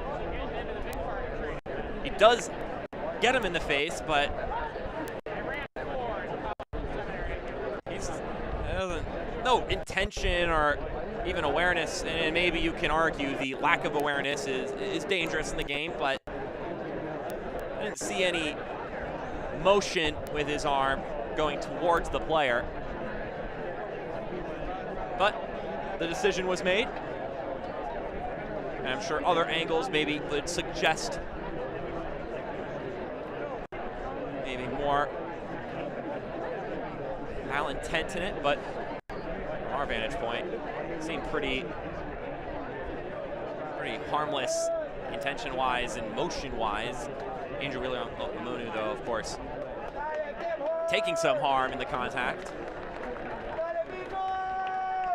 So moments ago saw a chance at Darren Sawatsky giving some impassioned words to his guys on the pitch.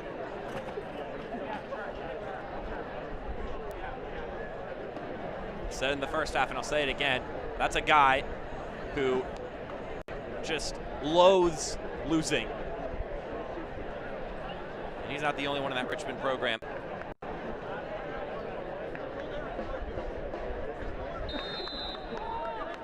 We got him fired up this week after the news with Landon Johnson. He was rightfully stoked about where they were at as a program and where they're going as a program. Even if the results this season haven't quite lent to the kind of success that they had last year.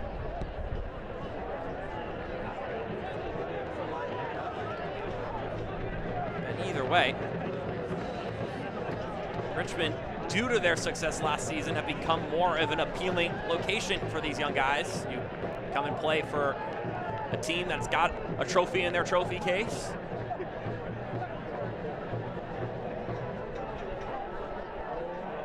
Of course, Darren Sawatsky with MLS experience coaching-wise, and also former pro player himself.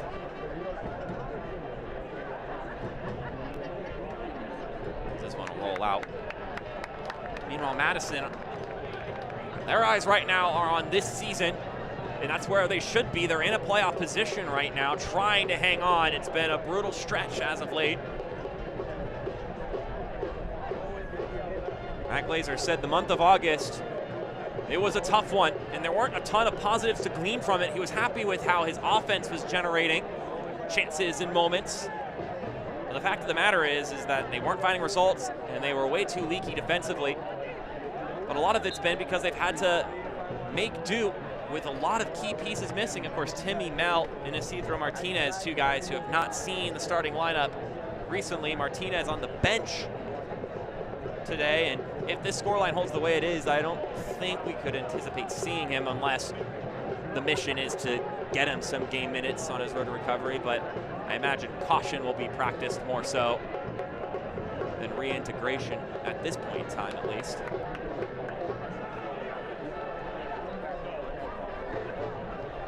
Vinyals shrugging off Macias. Johnson. Use it for Vinyals. He puts in the ball. Sierakowski shoots. Bentley. It does not cross the line. And the flag is up anyway, so it wouldn't have counted. Richmond were close, but the scoreline is still at 2-0. Another teasing ball from Vinyals, just right out of the reach of Suko, and then Sierakowski rips one in, begging for a goal or at least some sort of deflection, and he connected with Bentley, but it wasn't enough.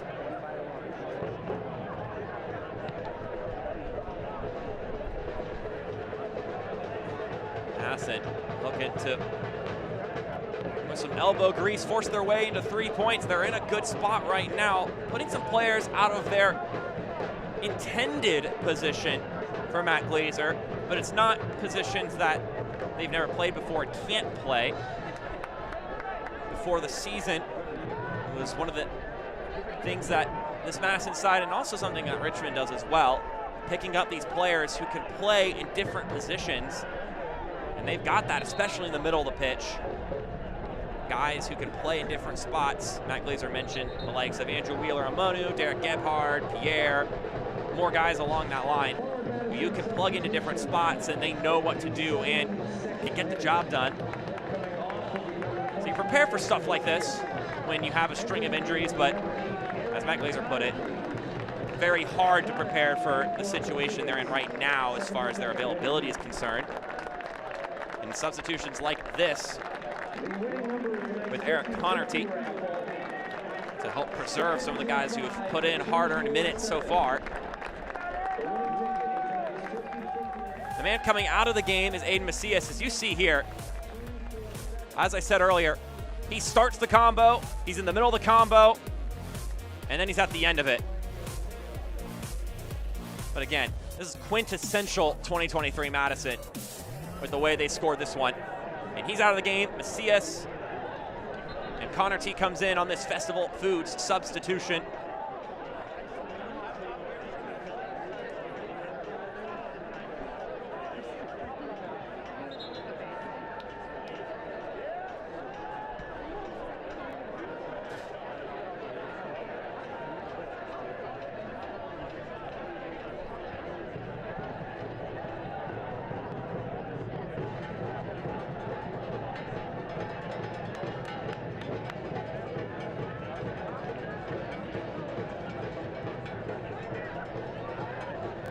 Fitch rolling down that right-hand side. Pass it back to Suko. Oh, no look pass to Bentley. Bentley trying to do what he can to make something happen, and is pleading for a favorable whistle, won't get it. National Suicide Prevention Week is September 10th through September 16th. To support the mental health of our communities, USL has partnered with the 988 Suicide and Crisis Lifeline. Need support? Call or text 988 now. You are not alone.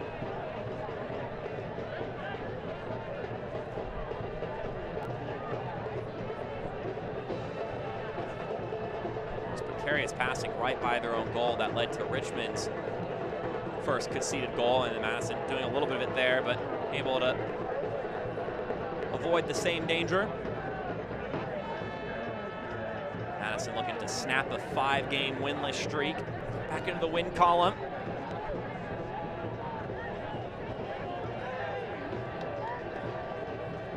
Bentley squares it. No one's there for it. Not sure if he was trying to put it on frame or if he was hoping that he had a man tailing on the other side.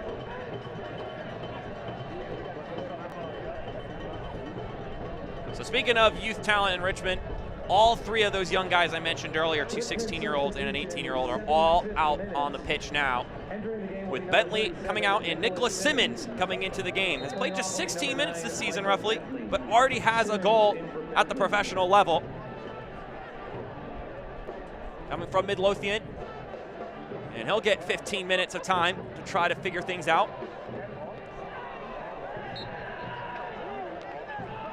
For anyone who has watched a couple of Richmond games here on ESPN+, I'm sure you've gathered at this point in time that one of the most important things to Darren Sawatsky and this Richmond team is the team culture. And with this news of the signing of Landon Johnson, I asked him, how much different is it? Because in the past, you have to look elsewhere to bring in players who are going to fit in and mold and uphold the culture. But now you've got guys who come through the academy program. How much different is that? And he said, well, having only had the academy program for about 8 months now, we won't get to see exactly how important and how different the culture will be when these guys are playing with the pro team yet.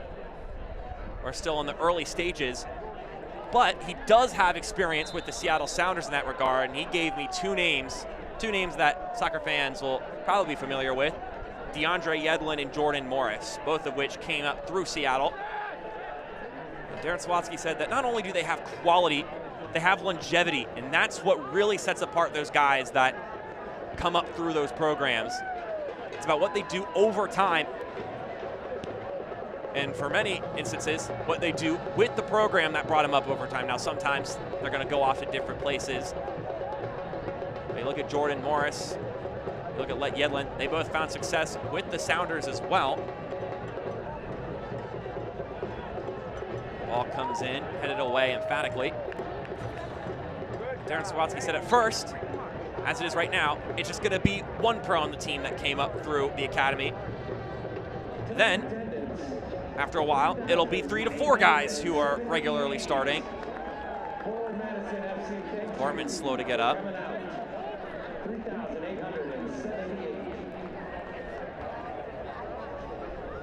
And then lastly, as more time goes by, you can have a whole team of guys who come up through your program, and they don't have to worry about setting the culture because it sets itself, because they've all been molded in what it means to be a Richmond kicker or what it means to be a Seattle Sounder or wherever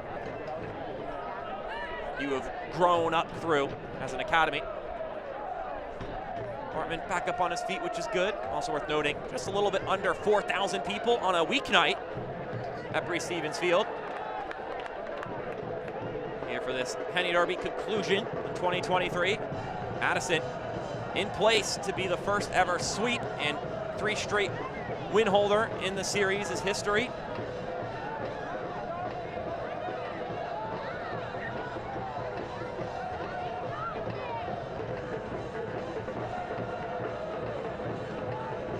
Series, of course, that's already been claimed by Madison this year, so now just looking for the perfect 3-0.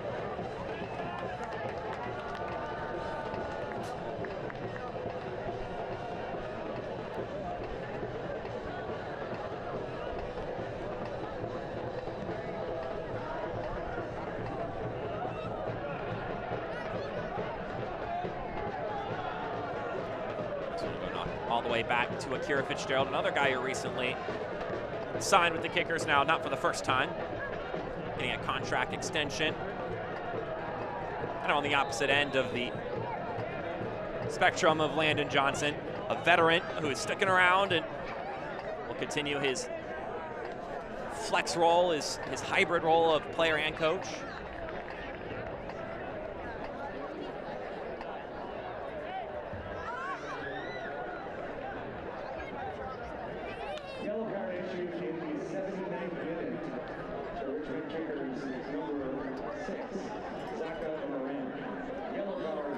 Zaka Moran getting his 9th yellow card of the season there. That yellow card brought to you by Dairyland. Here's a look at it again.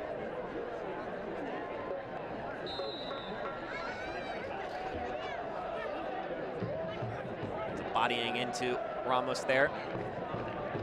2 number 6s, both in jersey and also in position. Colliding in that moment.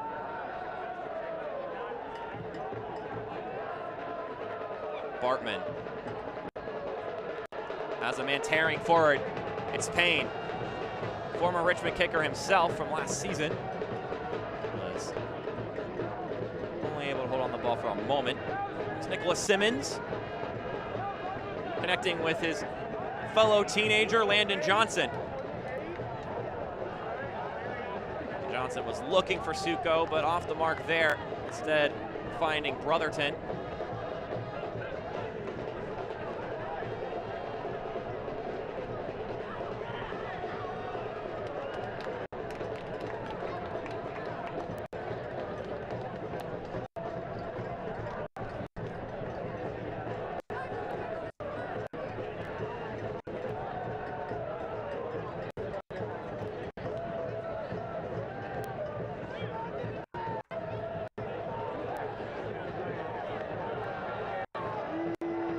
So the Mingos once again trying those combinations.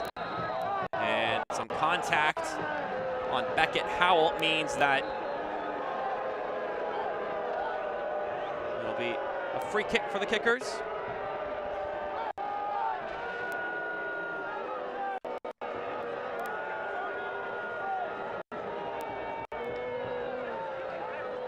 So a couple more substitutions here. One for the Kickers, Jake Meekum in for Justin Suko. And then it'll be 2 switches for forward Madison.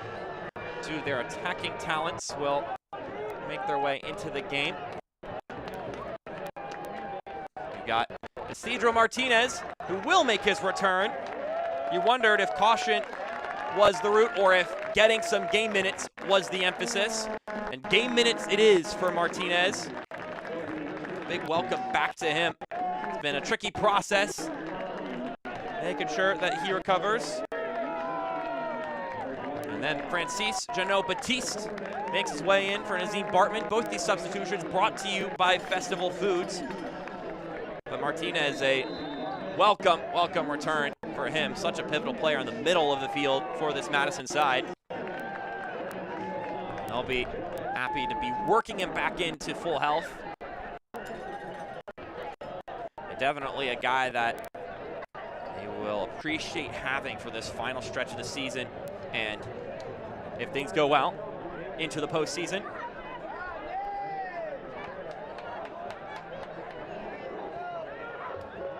Two teams coming into this game that really needed 3 points, and Madison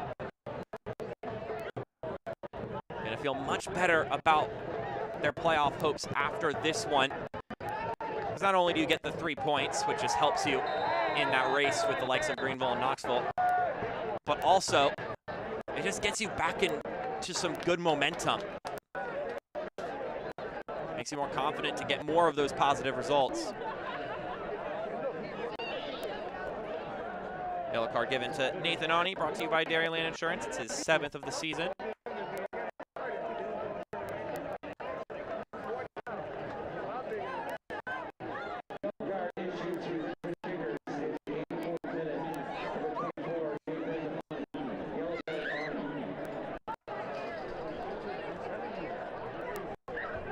Derek Gebhardt, our first goal scorer today, and the current game-winning goal in the 3rd minute. It's the one currently ailing.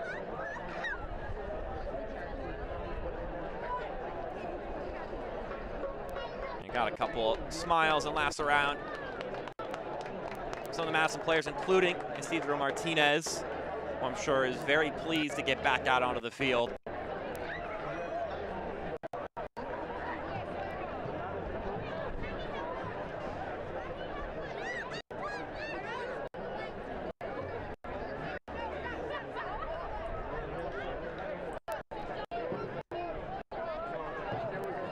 No Christian Cheney, no Jaden Onen, no Mauro Cicero. I mean, that's more than a healthy chunk of guys who all are usually involved in the goal-scoring endeavors of this Madison team. Not in tonight. They were able to find the back of the net twice either way. That blend of staunch defense and that creative quick-moving offense that Matt Glazers wanted to see on the field at the same time. They've gotten one or the other. As Janot-Baptiste plays it to Connor T. He shuffles to his right. Martinez pops it up. Janot-Baptiste shoots. It's saved by Fitzgerald, and then he gets his hands on it, stays in bounds. Mingos were looking for a third there. They won't get it.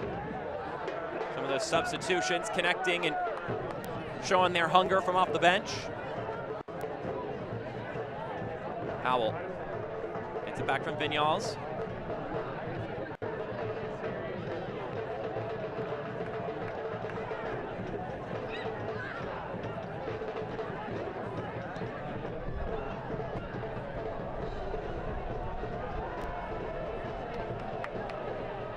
Simmons will apply some pressure to Shipman. He's prepared to blast this one down the field.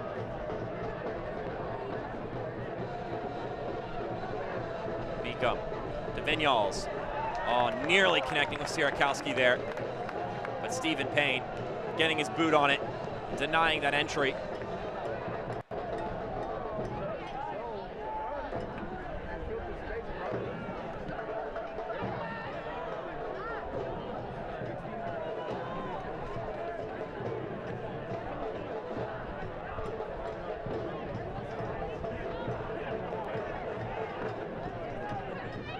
Just switching back and forth right now as Richmond trying to find a sign of life here. Sierakowski, and the offside flag will go up. The USL is celebrating Hispanic Latino Heritage Month with stories, events, and more, bringing to life this special celebration across the league. Go to uslsoccer.com/Hispanic-heritage to learn more. Next time Richmond plays, it'll be their Hispanic Heritage Night at City Stadium, which will be next Saturday, not this Saturday, against the Greenville Triumph. So for the Richmond fans who are looking to see the Kickers' next affair, and also have some good celebration on top of it. That's a proper night.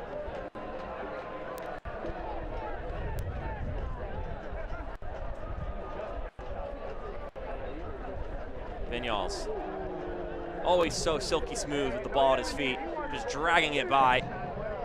He pokes it out over. It's Johnson. Landon Johnson steps inside. Johnson still with it, trying to find a teammate. No handball called. Howell.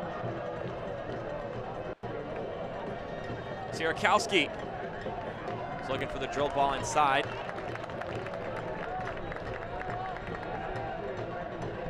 Look at this opportunity again. Landon Johnson.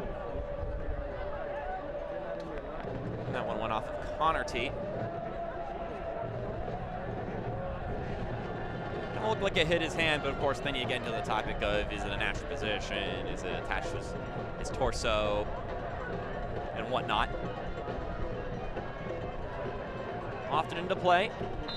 Headed back out. And a whistle blows. That'll cut things short.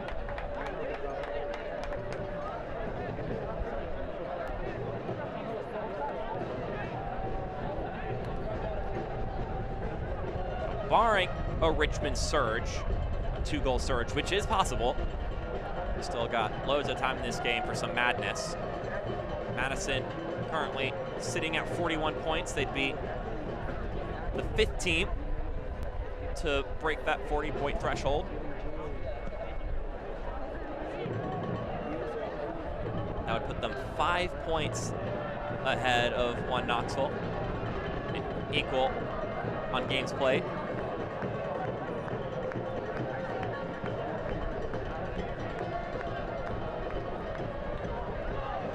Kroll.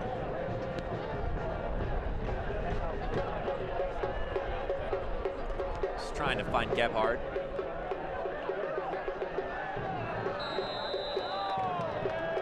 After some entanglement there, Ozzy Ramos goes down as he met up with Jake Meekum. The new Madison man showing his stuff here in his first start with the Mingos, just his 2nd appearance. He's been good.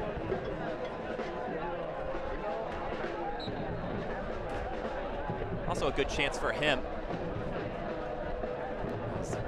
We await the Just Coffee Co-op stoppage time number, and it is 8. I mentioned a moment ago. Plenty of time for some late madness in this game. Madison still need to see this one through, and Richmond still have a window of opportunity to press on.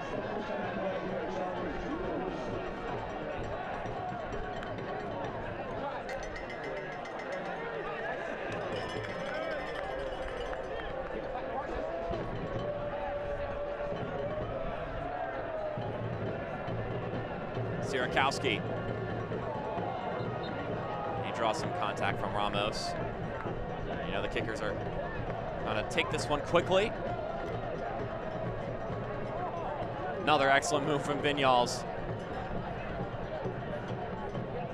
Service comes in, and Simmons getting shrugged off the ball, and Shipman not as clean as he usually is with it, but gets the job done.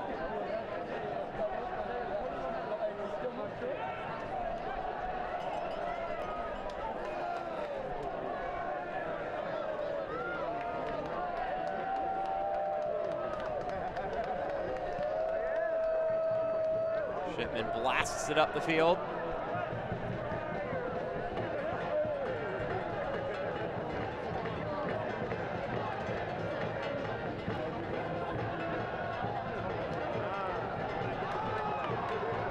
Gebhard back to Martinez.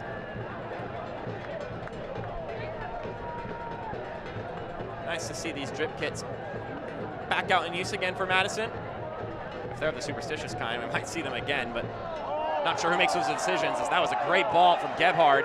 Janot Batiste still going with it. A little bit crowded here. Connerty tries again. May have been a moment where there were too many cooks for Madison, which means it's still a 2-score game.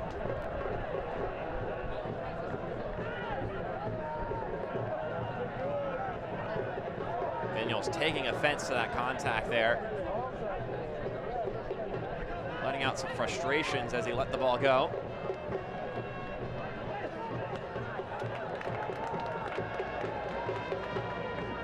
I know it was an anniversary thing for the kickers last year with the green kits, but that's a kit I'd love to see them sport again. Really thought those were clean.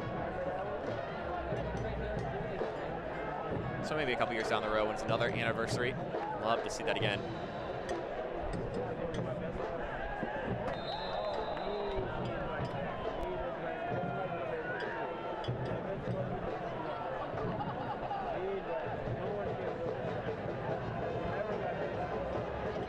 Another free kick for Richmond here.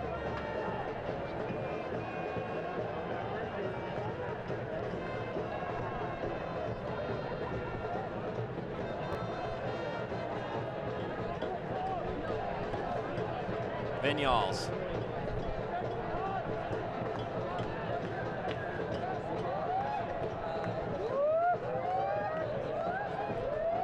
Wait for the proper moment to start getting another dead ball in. Been a good handful for the kickers today.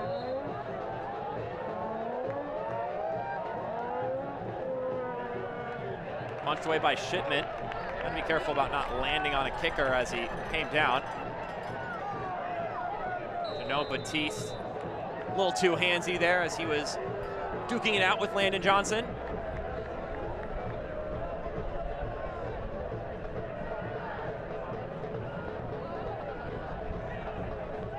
Twelfth appearance of the season for the Englishman, Francis Janot Batiste.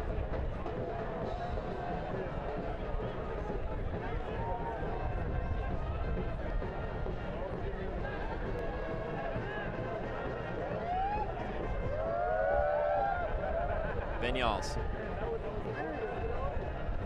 Doesn't really matter where on the pitch the dead ball's being taken.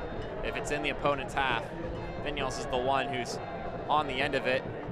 It's their set piece specialist. This one headed along.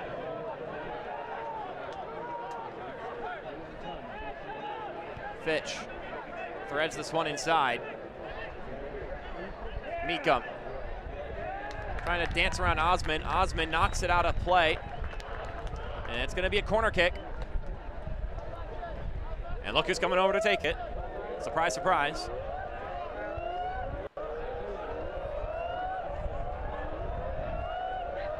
Vigneaults. This one headed down, back in the fray. Then cleared out. Vigneault's got to be careful there. Corner with Gebhard. Two longtime players with their respective clubs, Derek Gebhard and Neil Vigneaults.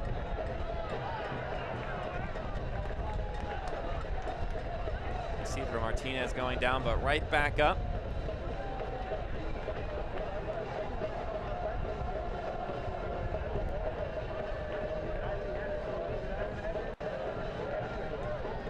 Well, it's 2 goals quickly after whistles for Madison. That separates them 2-0 in this one. A 3rd-minute goal from Derek Gebhard after Nazim Bartman and Aiden Macias applied some pressure to Fitzgerald as they were passing along that back. And then just a minute after the second half started, Aiden Macias started a several pass combination that he ended up being on the end of and putting away to make it 2-0. Just made a difference coming out of the gates. Just that much sharper. And that is why they're currently looking at 3 points in the eyes. Offside flag going up there on Simmons, the youngster.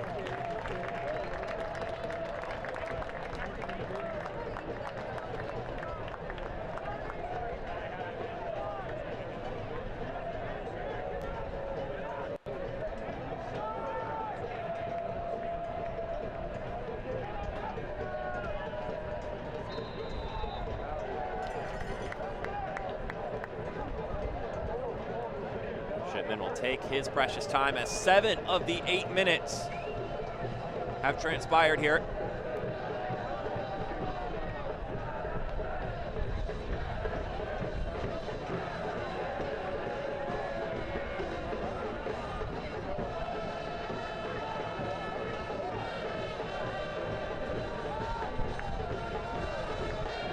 Almost 4,000 people here on a Thursday night.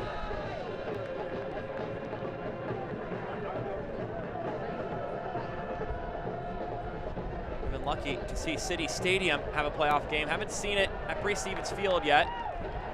As this one, not handled well, as Sierakowski can't put it on frame.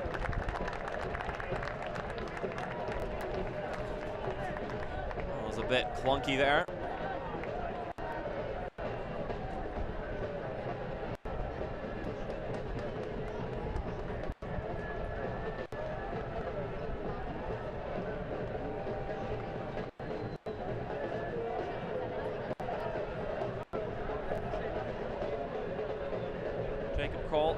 Seems to be doing all right. Maybe a little achy after that, but he'll be walking it off, and maybe with a bit of a grimace will make it happen. And there's your final whistle from Alvin Oliva. 3 straight wins in the Henny Derby for forward Madison, and they are back in the win column after a tough August stretch. And it may just be the kickstart they need for their playoff push and for ambitions beyond that. The Matt Glazer side did it without their superstar goal scorer and instead defaulted to the longtime Mingo, Derek Gebhard.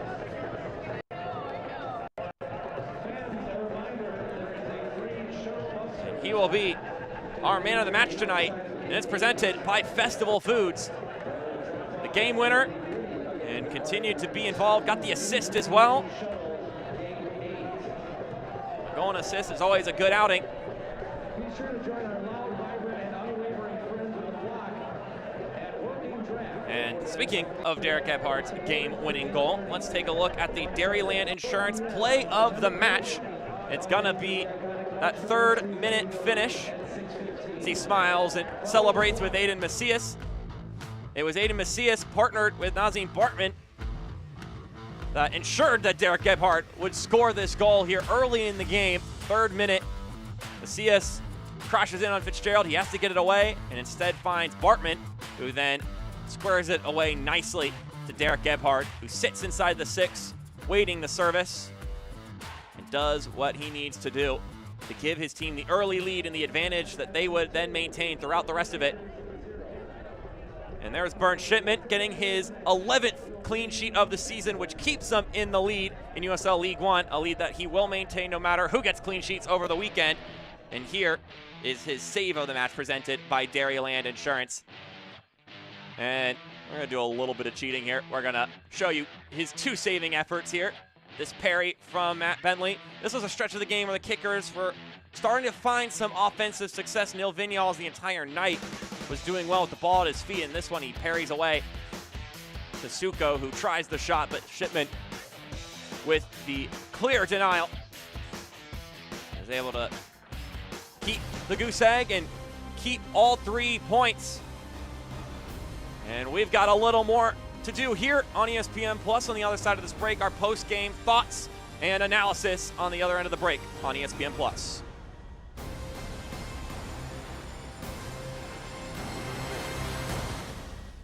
Come see how Dairyland fits your life. with affordable car insurance that fits your budget and 24/7 customer service that fits your schedule. Even if you have coverage lapses or a bumpy driving history, we've got you covered. For 70 years, we've been helping people just like you get the car insurance they need. So why wait? Contact Dairyland today.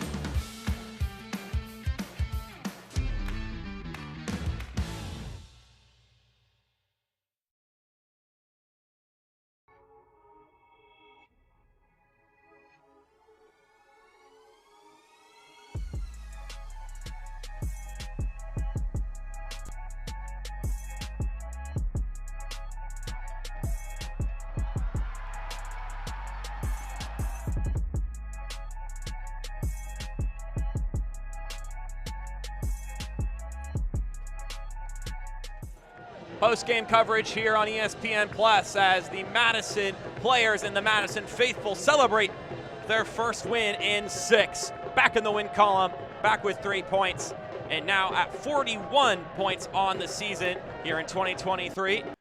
A 2-0 victory over the Richmond Kickers in a sweep of their Henny Derby rivals. As we take a look at our Just Coffee Co-op full-time highlights. Just saw our play of the game. On the other side of that break, we'll give it another look here in case you missed it. Just pressure from these two Mingos. Bartman gets it, quickly changes from playing presser to playing provider. And setting it up for Derek Gebhardt for Gebhardt's 5th goal of the season and Bartman's 3rd assist of the year. And that wouldn't be the end of the night scoring-wise for Derek Gebhardt. But first, the Mingos would have to withstand a couple attacks from the Richmond Kickers.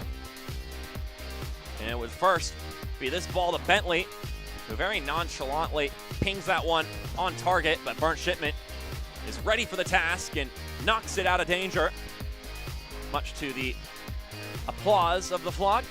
Then we get into the second half, and Macias starts it, continues it, and then after a couple of combos later, would be the one to finish it. Gets it by Akira Fitzgerald. Just wonderful work from this forward Madison side as they think it around and find the creases and the open space necessary to put it all together for a nice team goal. And that is where our highlights end and our Rhyme halftime stats begin. Full-time stats as we look at them here. Madison ending up having the edge in possession after taking that 2-0 lead, maybe taking some of the wind out of the sails from the Kickers after they had the possession edge coming into the second 45 minutes of action. Wow, look at that. Now they're the full-time stats, which actually were the full-time stats in the first place here. Gotta love live TV, folks, as Madison ended up catching up in the shots advantage, but shots on target still in favor of the Kickers, but the Madison side taking advantage of the 2 shots on target, both of them going into the back of the net. And now, as the Dairyland standings are before you, the Mingos comfortably in the playoff spot. They cannot fall out of the playoff spot over the weekend, so they'll be watching that Greenville Triumph 1 Knoxville game, just hoping that the least amount of points are earned between the two of them. A good old draw would be preferred from the Mingo side of things. And speaking of that weekend slate, here they are, brought to you by Dairyland. Some great games. North Carolina, Tormenta should also be an interesting one. Lexington, Charlotte Independence. I mean, I recommend all these games if I had the time to break down each individual. So pick your poison. Enjoy what you got and which one intrigues you. For these two sides, it'll be Greenville next Saturday for the Kickers next Wednesday against Northern Colorado for Forward Madison. But for our broadcast tonight, our entire broadcasting crew here on a wonderful Thursday night, I'm Mark Schoenster. We hope you had a good time tuning in, and we'll see you next time here on ESPN+.